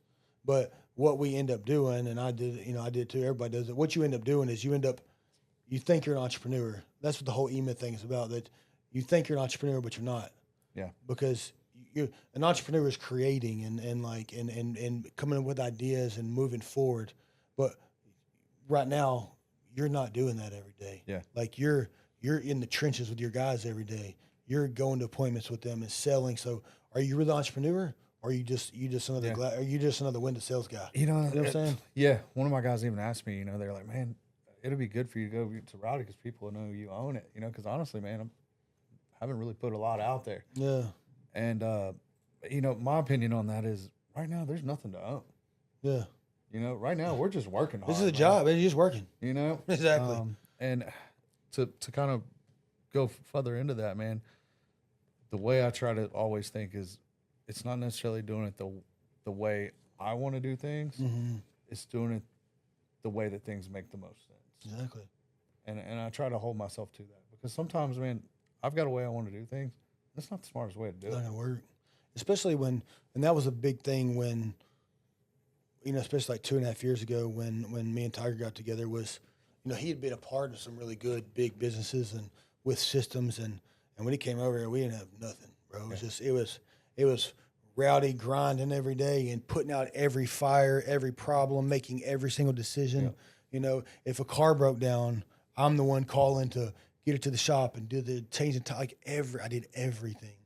And so trying to create those systems and grow those people to where to build your actual businesses, so incredibly difficult, but you have to do it. Yeah. You have to find the right people. And one thing that like I've been talking to my people about the last couple of days, like our job as the entrepreneurs and the managers is, and listen to me closely, we create the systems that manages the work. And you find people to manage the systems. You make it so simple and so productive, a system that anybody can come and do it. Yep. Anybody can. And I think, that's what I was talking to JT. It's a weird thing. Me and JT have been on 2 flights. It was 2 flights. One was going to Vegas and one was going to Florida 2 years about the same time. We were going to the same city. There just happened to be different conferences in those cities. And I think the second time JT was with Grizz, and we were talking, and I was like, dude, what has made y'all so successful? And he said, Roddy, we've made a system, and we stick to it, a scalable, repeatable system, and we stick to it every time. Yep. And that's what you have to do, and that's what I'm trying to do right now. Is like you have to get all the things out of your head, because us as entrepreneurs, we just want to go do. Like, I know how to do it. I'm just going to do it. Yep. Anytime there's a problem, you just fix the problem. Yeah. If there's a problem, you just fix the problem. Instead of us fixing the problem that created the problem, we just go fix the problem. Yeah. We put the fire out and then you got the same fire. Exactly. We just take the Tylenol. Yep. We don't figure out why we have inflammation or why we're hurting. We just take the Tylenol instead of figuring out, hey, how can we fix our body? How can we fix this? We just fix it. And it's not scalable. It's not duplicable. And especially for you, like you're trying to build, you have to get, and I know you and Shai have talked about like you got to get Memphis right. Once we get Memphis right and figure out how we're going to run a glass business, then we're going to go somewhere else. I was talking to Armand the other day, and and he's sitting on G waiting on O. Yeah. The ball's in your court, brother. Yeah, he's sitting on. Let's go for round 2. Exactly, he's ready. And that's what you have to have is. Yeah, and I'm already running into that. And just for me having a sales background, the first thing I did was I built the sales process, and I brought guys in. I'm like, hey, we're going to sell. Yeah. And what I'm running into now, we've sold a little bit of work. Well, now I'm like, shit, I kind of abandoned the install process, and like now we got to get the stuff ordered. We got to get the stuff on the schedule. Yeah. And I've spent all week building that process, which is a good problem to have because I'm learning. Okay, now we got to get the backside. Yeah. It's called the contracted rat race. Yeah. You're gonna, if you spend all your time out on production, making sure the jobs are perfect, you're not going to sell anything and you're not going to collect any money. But if you spend all your time selling and collecting money, your jobs are going to go to shit. Yeah. And you got to find. You got to manage both sides. You got to find that balance because it's the one thing about this. I don't know if you've ever done this, or especially now you own your own plane. You're going to start getting a lot of every business guru in the world, and they've got some sheet that they want to give you for free. Mm-hmm. Well, just know that if anything's free, you ever heard that saying? Yeah. If something's free, you're the product. Yeah. Yeah, that's what it is. But sometimes I'll do it just to, I know I'm going to get a phone call from some guy because it's a lead generator for them. And I was talking to a guy, and he was trying to sell some some business checklists and things like that for contractors. And he'd been a Grant Cardone guy before, and that's especially when you're in construction, totally different world than selling shoes. You can go out and sell shoes forever. You don't make the shoes; you just sell the shoes. All you do is make sure the customer gets the shoes that they ordered. Yep. Yeah. When you do construction, you got to build something. Yeah. When you sell windows on a house, you gotta go and order the windows, and then you got to send guys out to tear all the windows out of the house and put it back and make sure Mrs. Jones is happy about said windows. and he called it belly to belly sales, and I never heard that before. It really is like being in construction is really belly to belly. You have to, once you sell something, you got to go out and produce it now, and the marketing journey is so much harder too because, not a whole lot of repeat business in construction. Yeah, you're going to get repeat customers. It's hopefully good for a long time, right? Yeah. But it's not like a software company or being, or selling drinks to somebody. Like, you sell somebody a software, that check cashes every month. We got to go find new people and new customers every single month, and it gets super. It's hard. It's not easy at all. So. It's a grind. Yeah, for sure. So are you doing any are you going out and doing any sales yourself still? Or are you trying to have your team do most of it? For the first 2 months, man, I was doing sales, I was doing installs, man. Yeah. Yeah. I'm up to 5 sales guys. Yeah. That's badass. Yeah, and I mean that's what drives the ship, and I'm investing into those guys, and I'm starting to turn the leash loose on them. So yeah, and I've got certain things I want to be a part of if there's a certain size project, Yeah. But I'm starting to push them. Yeah. Because man, what I'm learning, is I need to be at home base, at the computer. Yeah. Looking at the jobs, making sure hey, this job's coming up. We got this on the schedule. We got this set up for install. So it's a transition from me for sure. It's hard because you it's you want to go live in the fire. Yeah, that's where we're comfortable at. Yeah, I'm comfortable selling bathrooms. Yeah. and project managing bathrooms. I'm comfortable doing that. You got to learn. You have to learn to be a bit, especially us. Freaking just high class white trash. Like we got to learn to be a businessman. Yeah, you got to learn to work on your business, not in it. And it's hard. It's hard to get out of it. You want to go sell and make sure the production's right and doing all this other shit. And it's hard to get to the point where you can just. I'm still not there. I still go through company cam and oh my God. Yeah. But that's micromanage a little. Exactly. But you gotta make sure if you do that, you gotta make sure you go through the right channels, especially when you have managers now.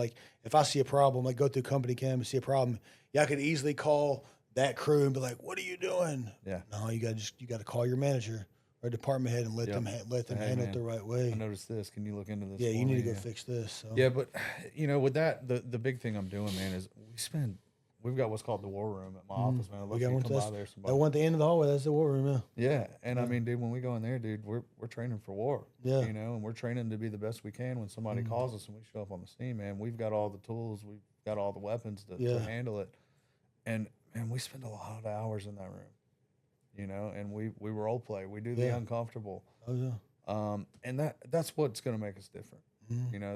I'm completely bought in that's going to work. Because everybody, everybody you sell, especially when you're in window sales, like everybody you sell has windows. You're trying to go sell something to somebody they already have. Yeah. Why do you need better windows? Yeah. What are all the perks and the I don't know and that's when you got to be an expert. I know your product. You gotta let people know. Hey, is your house hot? Maybe it's not just your air conditioner. We put new windows in my house, and we got new windows, and we insulated it, and it's got my house was been renovated, but my house was built in the 50s. My house is an old farmhouse that's had an addition added onto it and stuff. But when there was no insulation, and 3/4 of my house there was no exterior insulation whatsoever, zero. It was just you can put whatever air conditioner you want in there. It ain't gonna work. And my house still struggles because the guy I bought my house from, he flipped it, and it was a 25. My house was 2,500, 2,600 square feet, and it's got a 5-ton air conditioner in it, and it's just 5-ton air conditioner in 1950s house. It ain't gonna work, brother. You need the extra ton to take care of that old house because they don't build them. They're not built tight. A new house is a new house. You build it tight. Everything is foamed, and all the we have to do it when we build. I've never built a house from the ground up, but I've done a lot of fire jobs. Yeah, and you've taken them down to the studs. Yeah, and when you get your inspections, you got to caulk the plate at the bottom. You got to that little bitty gap beside the window. He'll fail you because that needs foam in it. They're super serious. They're super serious about all that stuff. Let's see here. What I got? So what kind of like where are you getting your inspiration for your training for your guys? Like how are you coming up with the training program? I guess it's specific for your windows and glass guys. Man, I go back to my notes. Yeah. Like I said, I did Grant Cardone. Yeah. I've got a crate, man, and I call it the $1 million crate. Yeah. And it's got spiral notebooks in it with just notes all in it. I've been in sales for going on 15, 16 years. Yeah. And I'll go through them and I'll find something and I'll go back to it. And the big thing that I learned is, before you sell anybody anything, you need to make a friend first. Build a rapport. Yeah. And once you make a friend, then you got to figure out, all right, what do you really need? Why am I really here?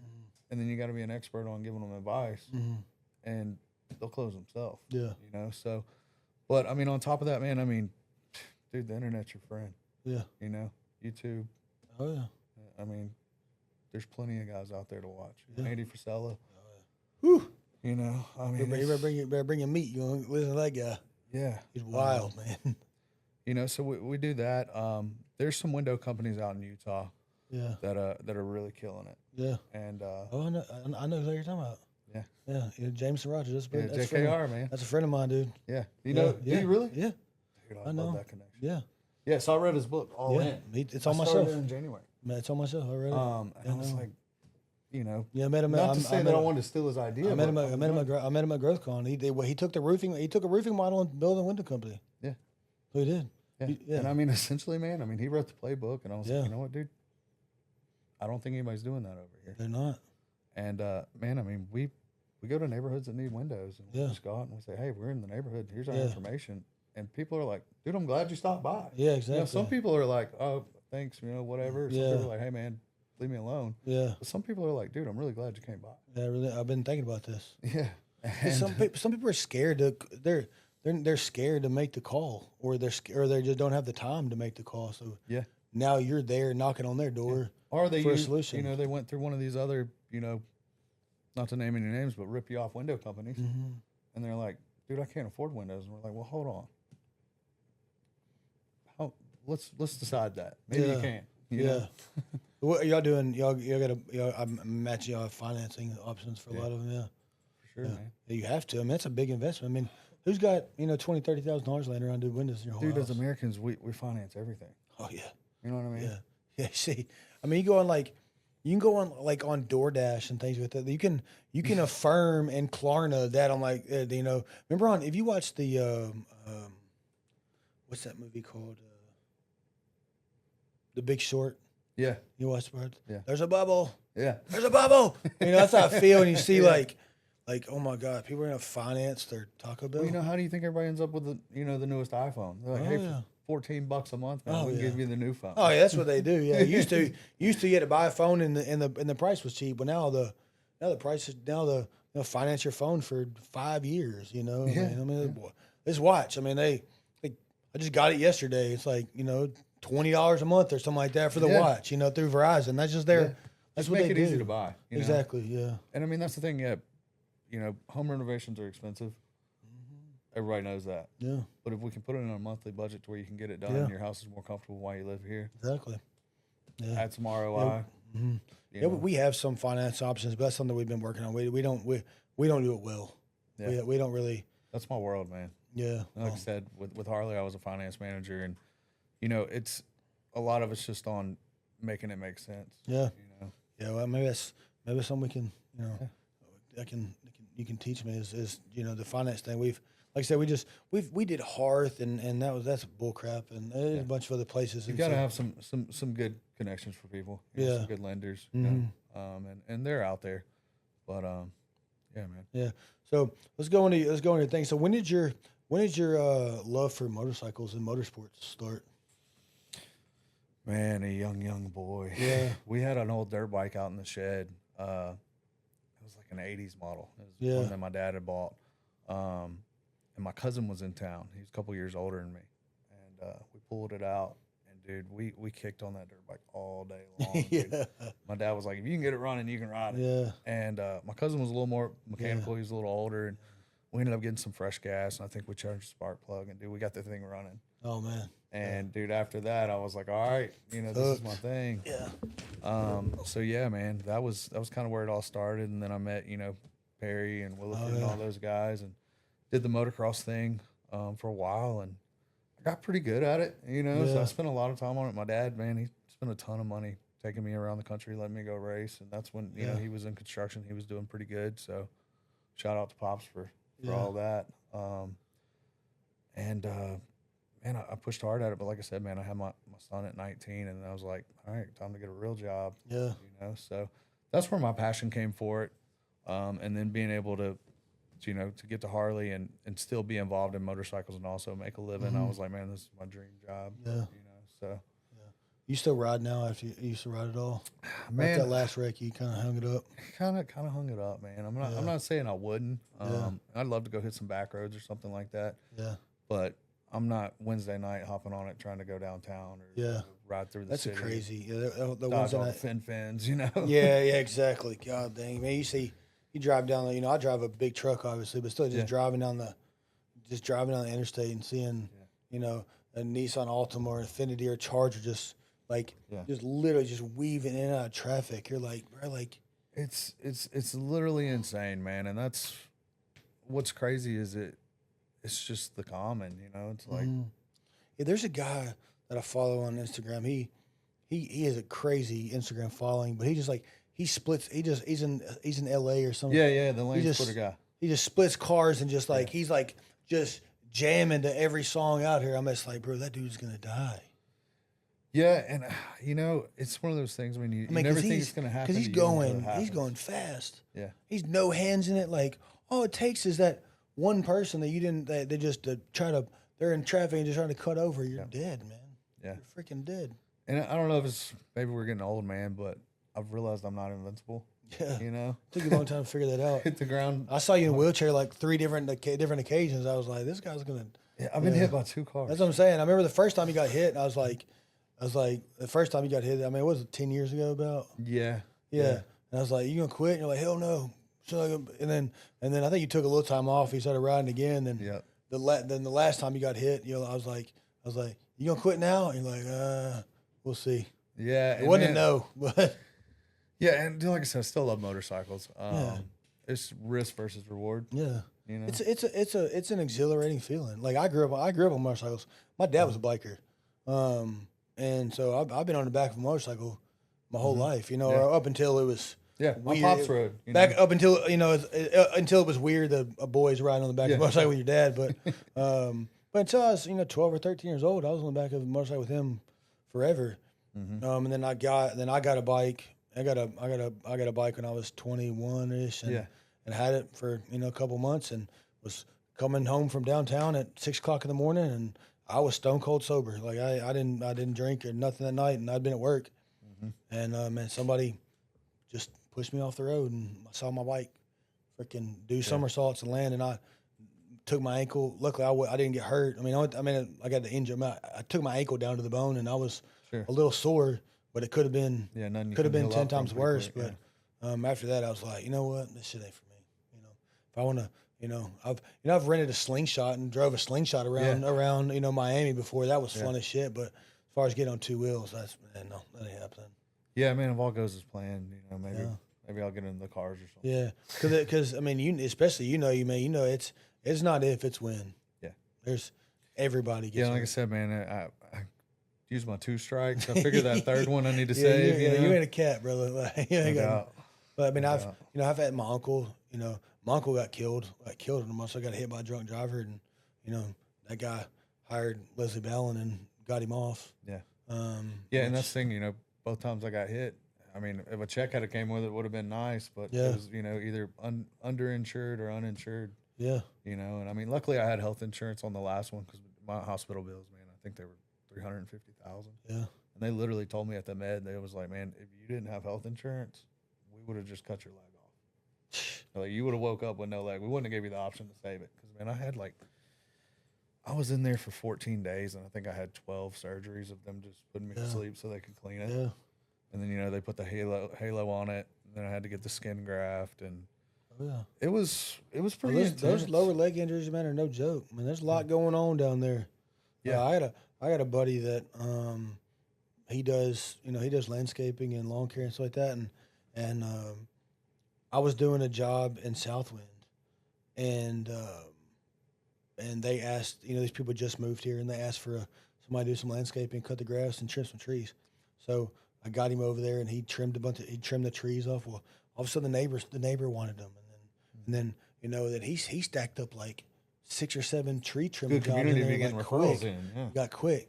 Well, he had stacked up the jobs, and he had gave everybody a price on it for this week, based on he was going to go rent one of those Home Depot lifts to help him trim all the trees, and because he don't have a bucket truck, that's not what he does, and so he rented them. Well, then this one guy came after it, already taking it back, and was like, "Hey man, I want to get my trees trimmed now," and he was like, "Man, the price I got to rent. The price going to go up. Like I have to rent a lift now to do it, but I priced yours that I was going to have this thing for an entire week." Well, some old rich asshole that lives in Southland's like, no, man, you gave me a price, so you're going to honor that price. And he wanted to be a good person, so he said, you know what, I'll just go trim. I'll do it. Yeah. And did him off a ladder.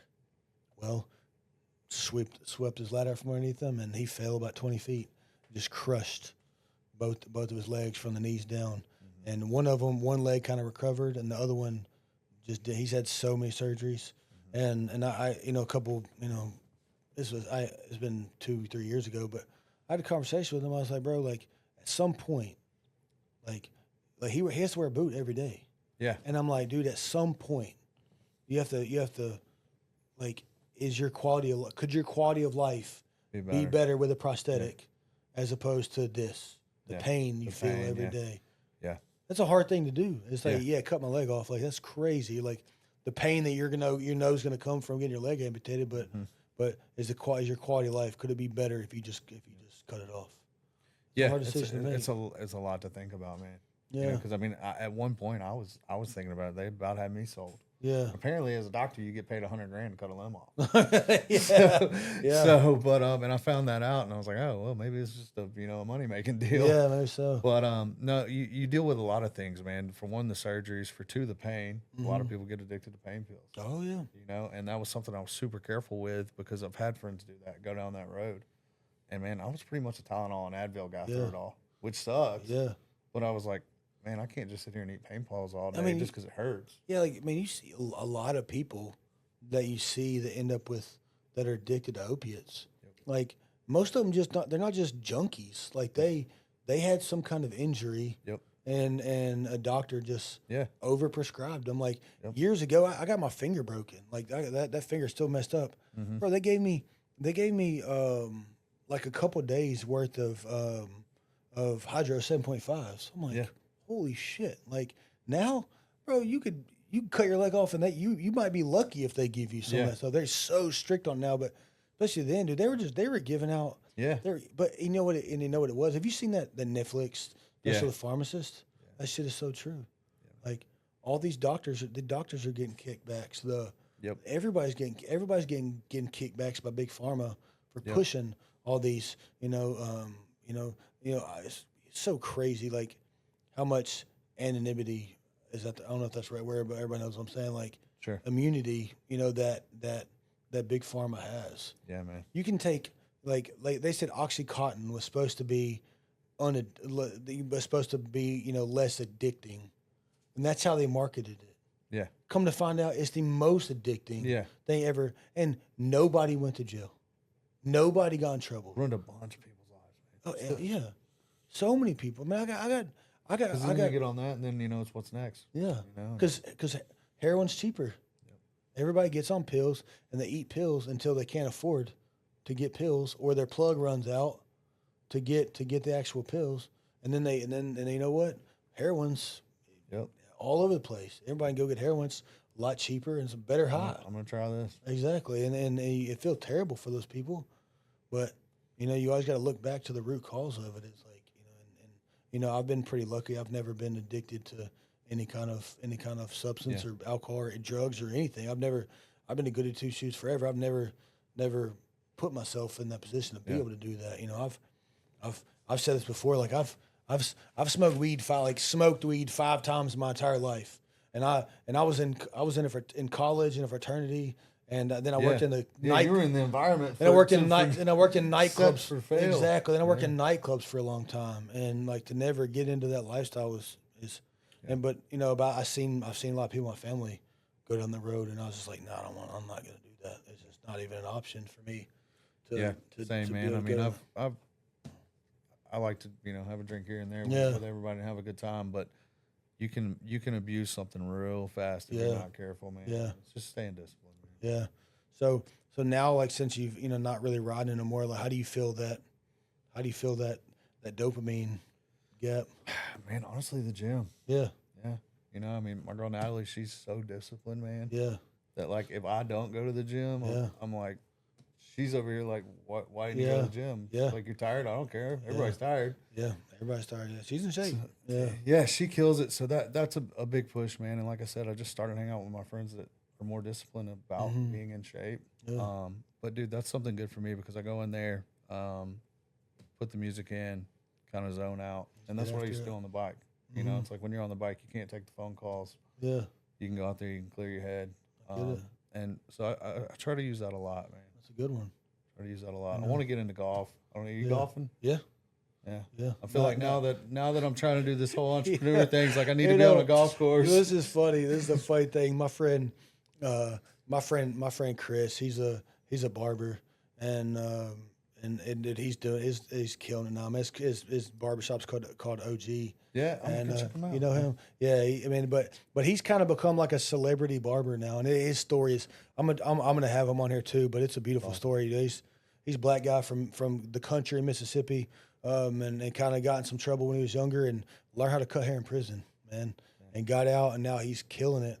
Good. Yeah, killing it. But and he got in there. He started playing golf and shit like that. Did and he? I was just like, I was messing with him, about, every entrepreneur. I don't care, white, black, Mexican, whatever. Obviously everybody knows it's not a golf is an old white man sport. Like I don't care how you twist it. Who cares? It's the truth. And That's right. And I was messing with him. I was like, it don't matter. Everybody gets a little money in their pocket. Golf starts looking good, and that's what happened to him. And he's gotten pretty good. Yeah, at it too, and I mean, my brother-in-law, It's he fun, golfs man. a lot. He's got a GC company, and he's like, man, you make a lot of connections out there. Yeah, you do. I'm a member at Spring Creek, and I've paid for my membership tenfold out there, just connections out there. Like the very first day I was there, I didn't even have a membership. I was there visiting, and got a water damage job.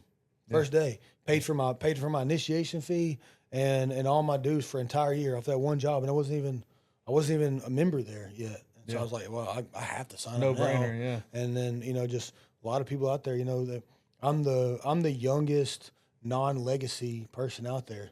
Like, there's guys like guys out there that are younger that are there, but their dads were members there, and especially being blue collar, being in the construction industry, not a lot of young contractors out there. So I have gotten a lot of work just by networking at there.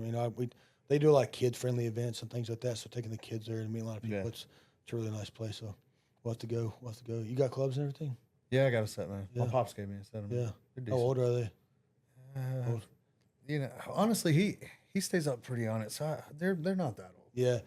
Chad Got a Hall. good driver, Yeah. Chad Hall, my restoration sales manager here. He ain't played in a long time, and he had his clubs that were old when he did play a long time ago, and I didn't go with him, but he went out and played with a couple guys a couple weeks ago. I mean, when I tell you his clubs are old, they're old. Yeah.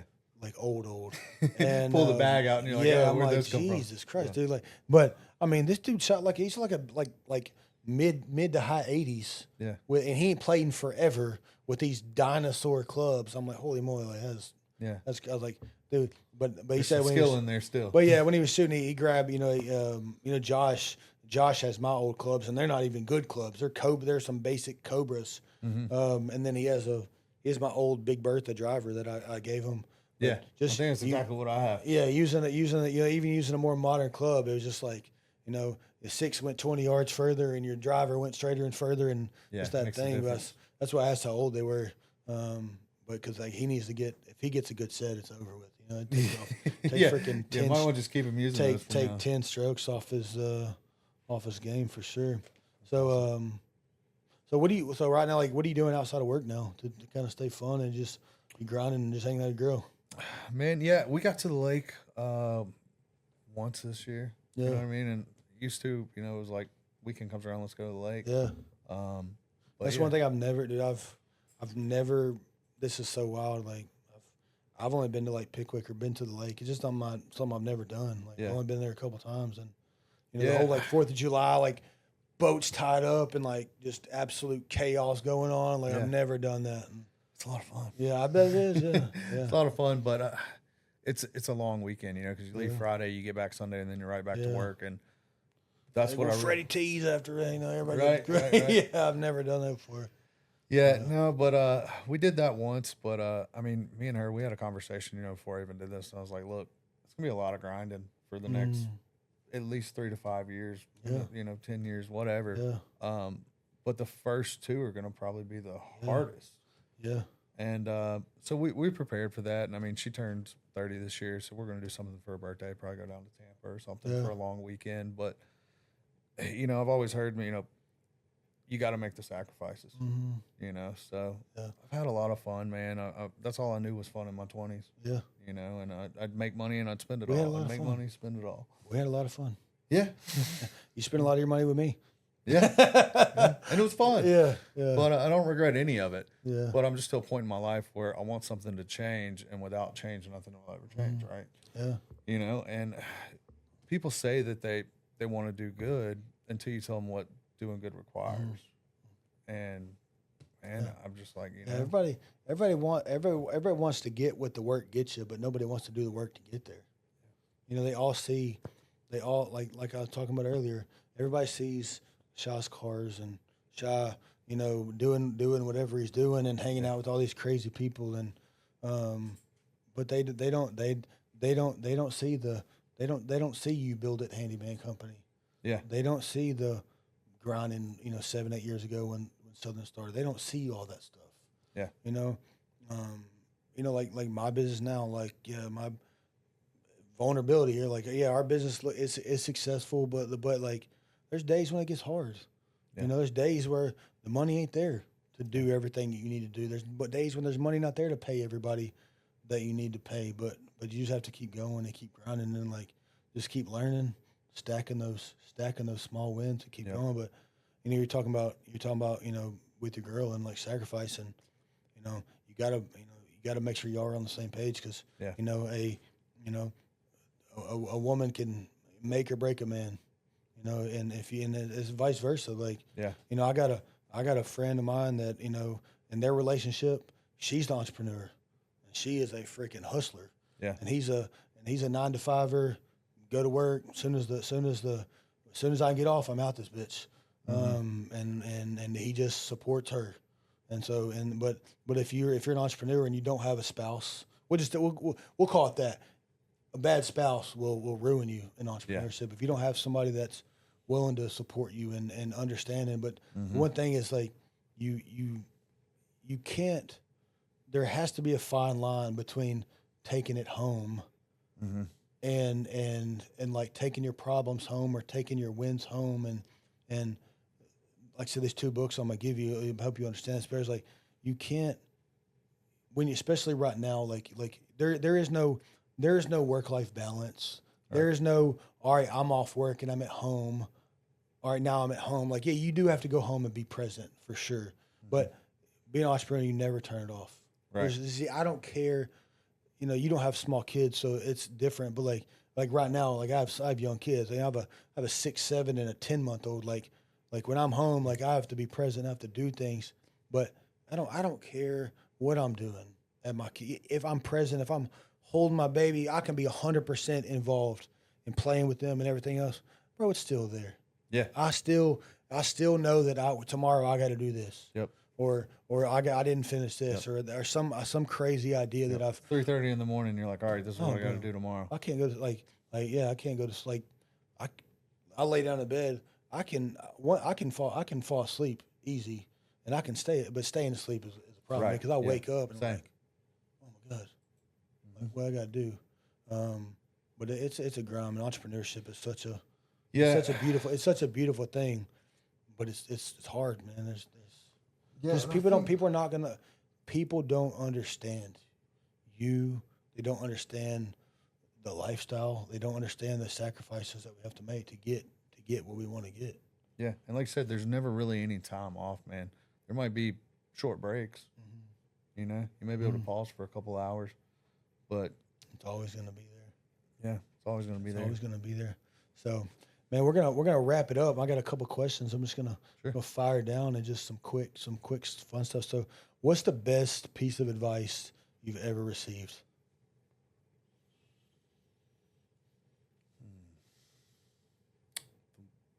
You can't always control all situations, but you can always control your attitude. That's good. That's good. That's a banger right there. You can't control what's going on, but you control your attitude and how you handle it. Yeah. You know, there's some things that, and I've had to learn to do it. There's things that just happen, and you just got to deal with it. There's why get mad about it? You know, we're all gonna lose our temper. We're all gonna go off the rail a little bit, but you just can't do it all the time. And things are gonna go wrong, man. Stuff isn't gonna show up. Yeah, but you know, the one thing you can control, man, is how you react to it. And how you let it affect you. Yeah. What's your favorite glass job you've ever done? Like previously and since you started your company?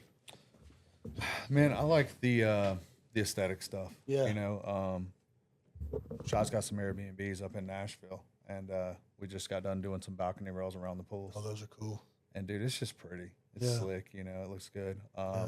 Over at our office, we did some interior glass walls, the frameless walls, and in our conference room, it's got a glass wall with a big door and a big handle on it. I like the pretty stuff, man. It's aesthetic. You know, fixing a broken window's a good thing to do. Yeah. But at the end of the day, it's like, all right, this was just a broken window. doing the cool stuff. Like you need one person you need to get up with. You know, Stephen Carter down to Reestair. Yeah, I've been doing some work with him. Okay, but I say crazy. My kid's stepdad Mike. Hooked me up with him. We're developing a great relationship. Yeah, I was about to say you need to get with him because they're doing. Like you're talking about the handrails. They do all kinds of crazy. They do all kinds of crazy stuff. Yeah, I've given them. I gave them quite a bit of work. Yeah, I actually just helped him out a week or so ago. He was doing some stuff at his dad's house. Yeah, and cut some glass for him, delivered it over there. So, yeah, good dude. Yeah. What's your favorite bike you ever owned? Oh man, probably my Blue Street Glide. Yeah. The one that had the stretch bags on it, the chrome wheel. Yeah. Yeah, it was a sweet ride, man. I think I remember that bike. That's a pretty bike. Yeah, I called it the Blue Goose. The Blue Goose? Yeah. Where did that come from?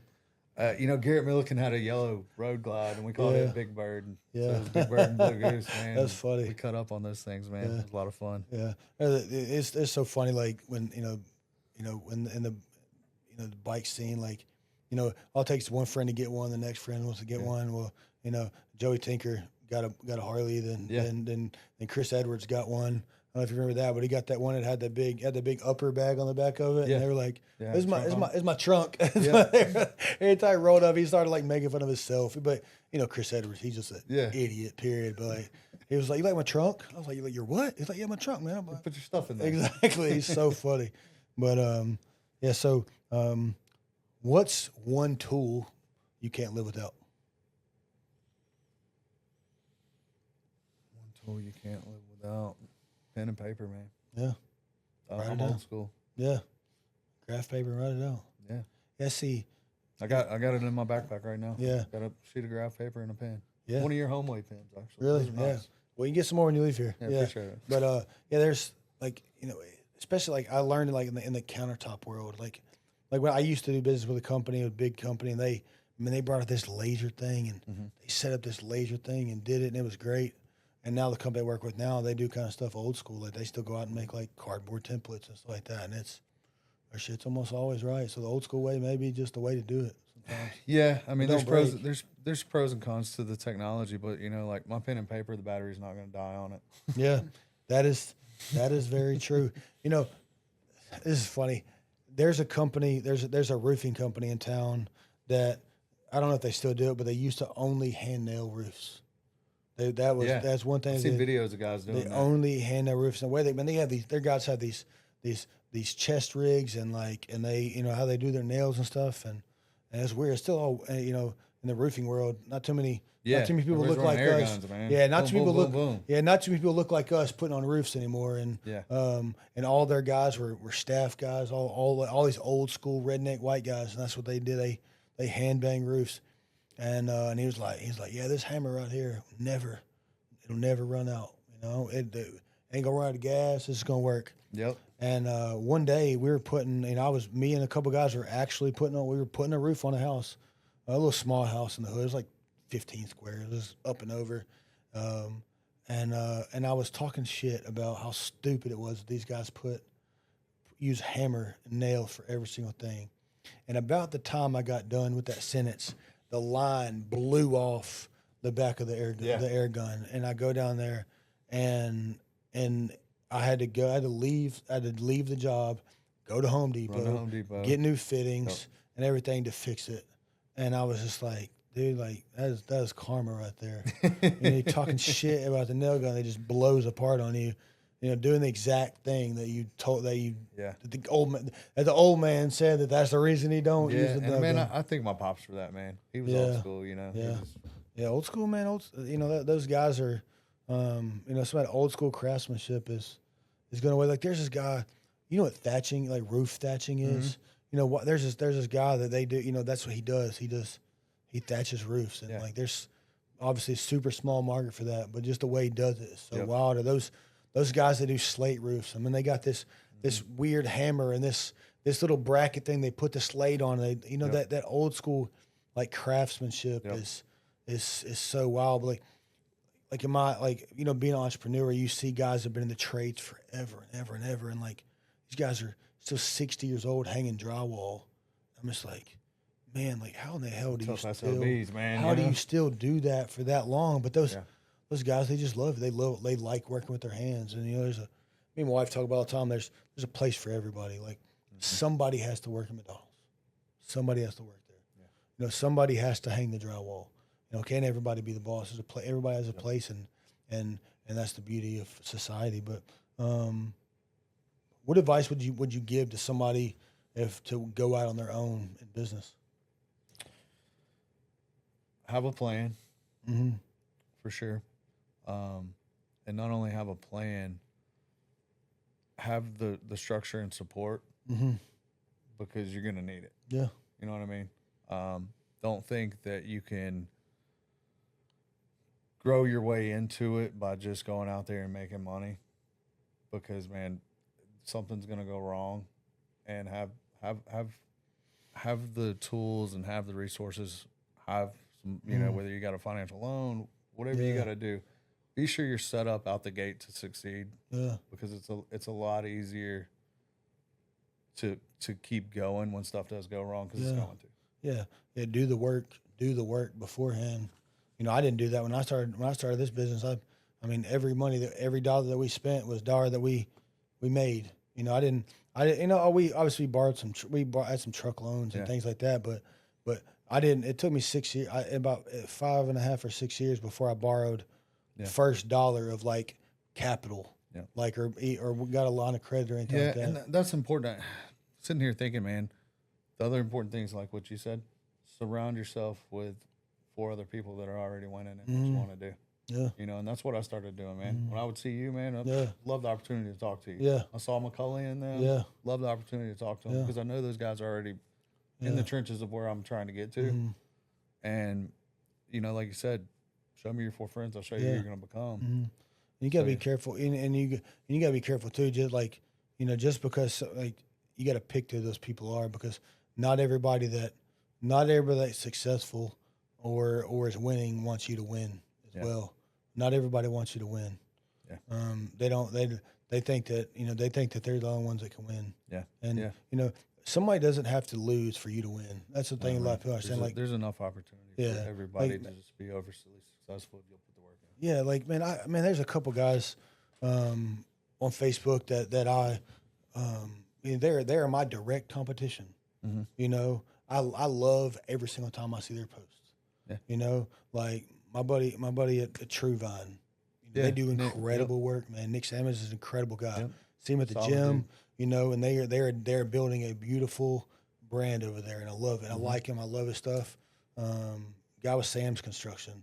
You know, Yeah, I've seen him on Facebook. building I a don't know him, but building a beautiful. He posts a bunch of funny shit all the time, and just Yeah. those type of guys, like those guys, anybody that, even though if you're my competition, like we as an industry are better together. Yeah. If because people hate contractors. Yeah. They think we're all slime ball thieves that are just there to get their money and run away. Yep. It's just not true. And there are a lot of those people, but the problem is people don't want to spend money, and they take the lowest bidder, and and then they think that's the way it's got to be, and that's why they get screwed, is because they pick the lowest bidder, and that person does run away with their money, or they do a shit job and give them a tail light warranty because they didn't have their license, they didn't have the correct insurance, and all that stuff, and you pay shit prices, you're gonna get shit work.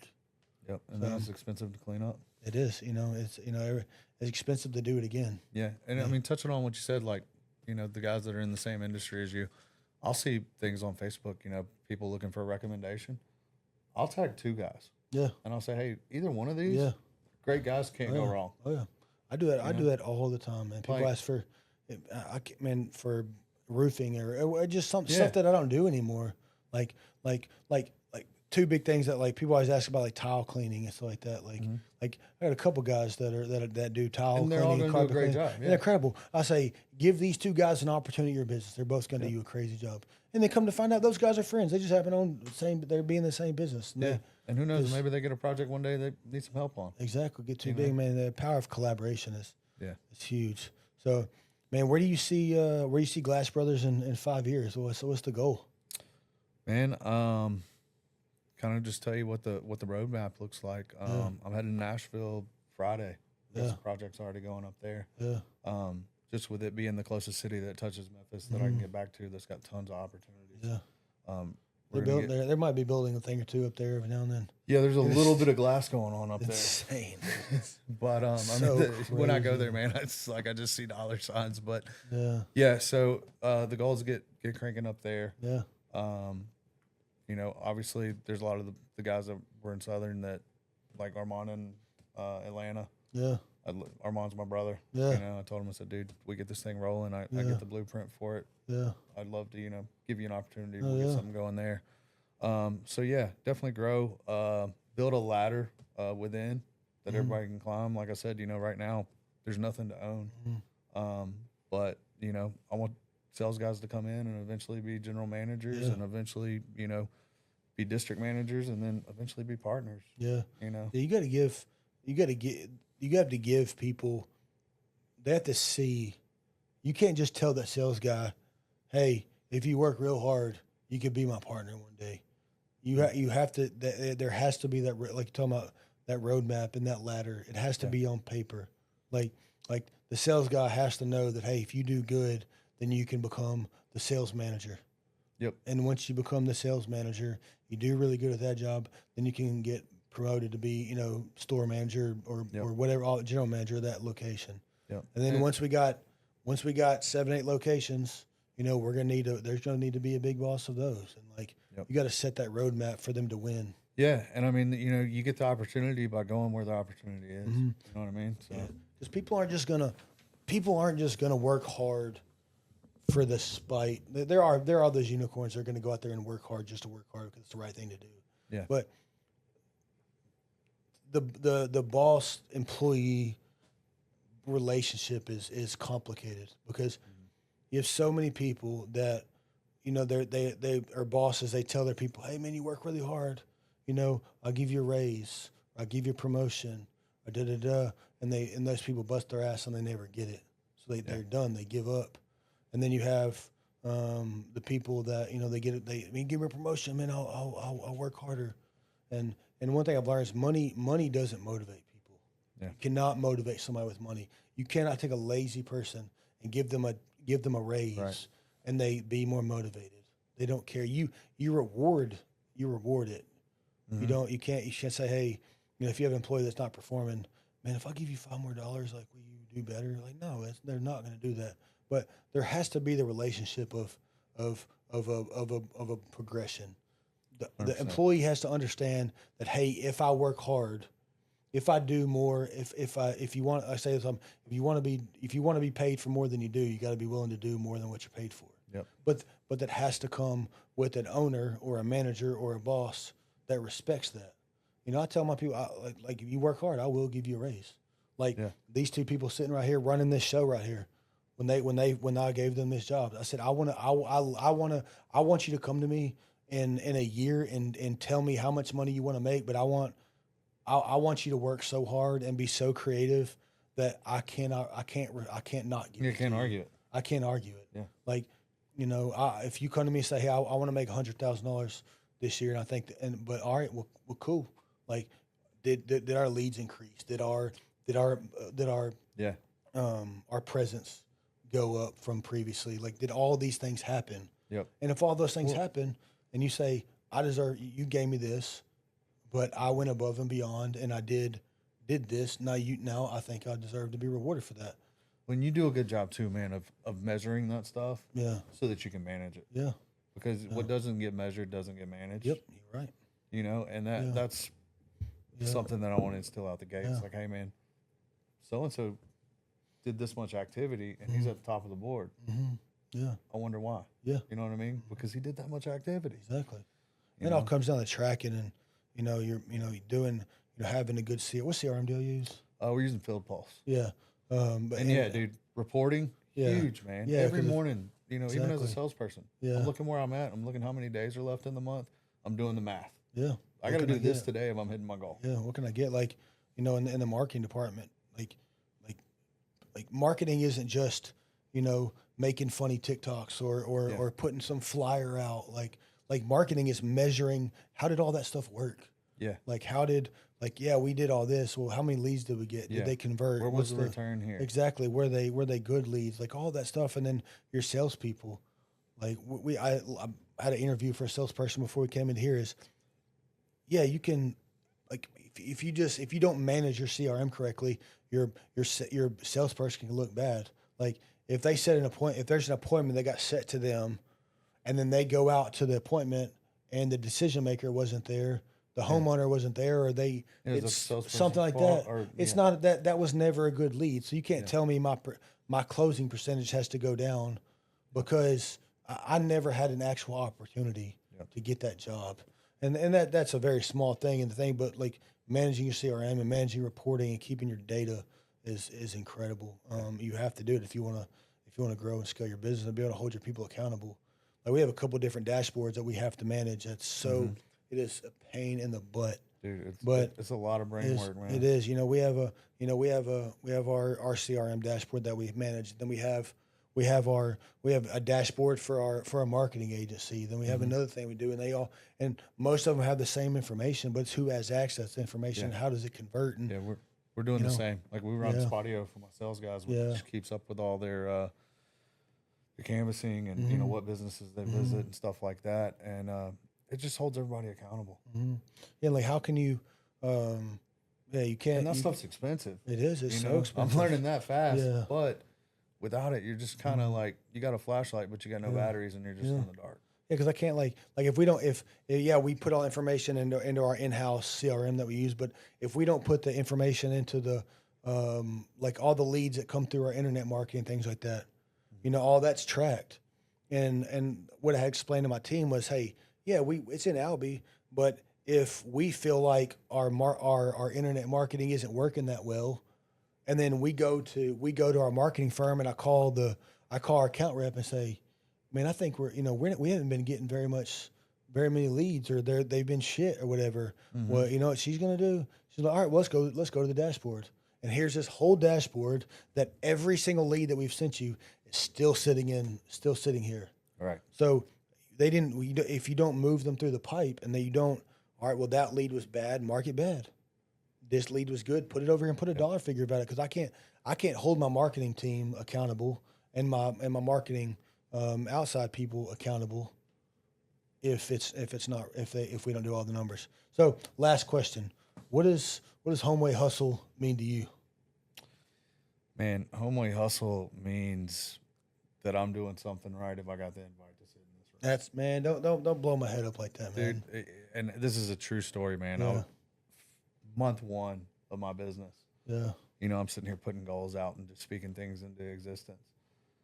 I looked at at Josh and I said, "Did you see Rowdy's doing a podcast?" Yeah. He was like, "Yeah." I said, "Bro, Glass Brothers is going to be on that podcast with That's me." awesome. And then you text me, Making me blush, bro. You Thank you. you checked a box Yeah. for me of something that I knew was going to happen one day because I was going to put the work in to own that opportunity. But just recognizing that, man, and just being in the same room with a guy like yourself that's growing things, man. Appreciate that, means man. a lot, dude. I appreciate that a lot, man. It's just cool seeing, the guys that we used to, run around and be hooligans with, because we were some hooligans. Yeah. To actually like doing something big now. So. Trying to get our shit together. We are. We have to. So, man. Well, man. I just want to, thank you for being here. Appreciate it. Sorry, left-handed handshake. Can't really reach across good, there. Man. But, legs are about numb anyway. Yeah, for sure. So, man, I really enjoyed it, man. Man. Hope y'all enjoyed this. Yep. And shout out to Sarah and Aaron for having this. Y'all won't see this, but we had some technical difficulties starting this thing. We had to we got about 15 minutes into the show and had to start over. And I think so. What you're seeing is the third take of this, but I think it turned out good. We're able to rethink a couple things and it ended up being really nice. So, man, we really enjoyed it. Thank y'all for tuning in and watching, and we'll see y'all in the next one.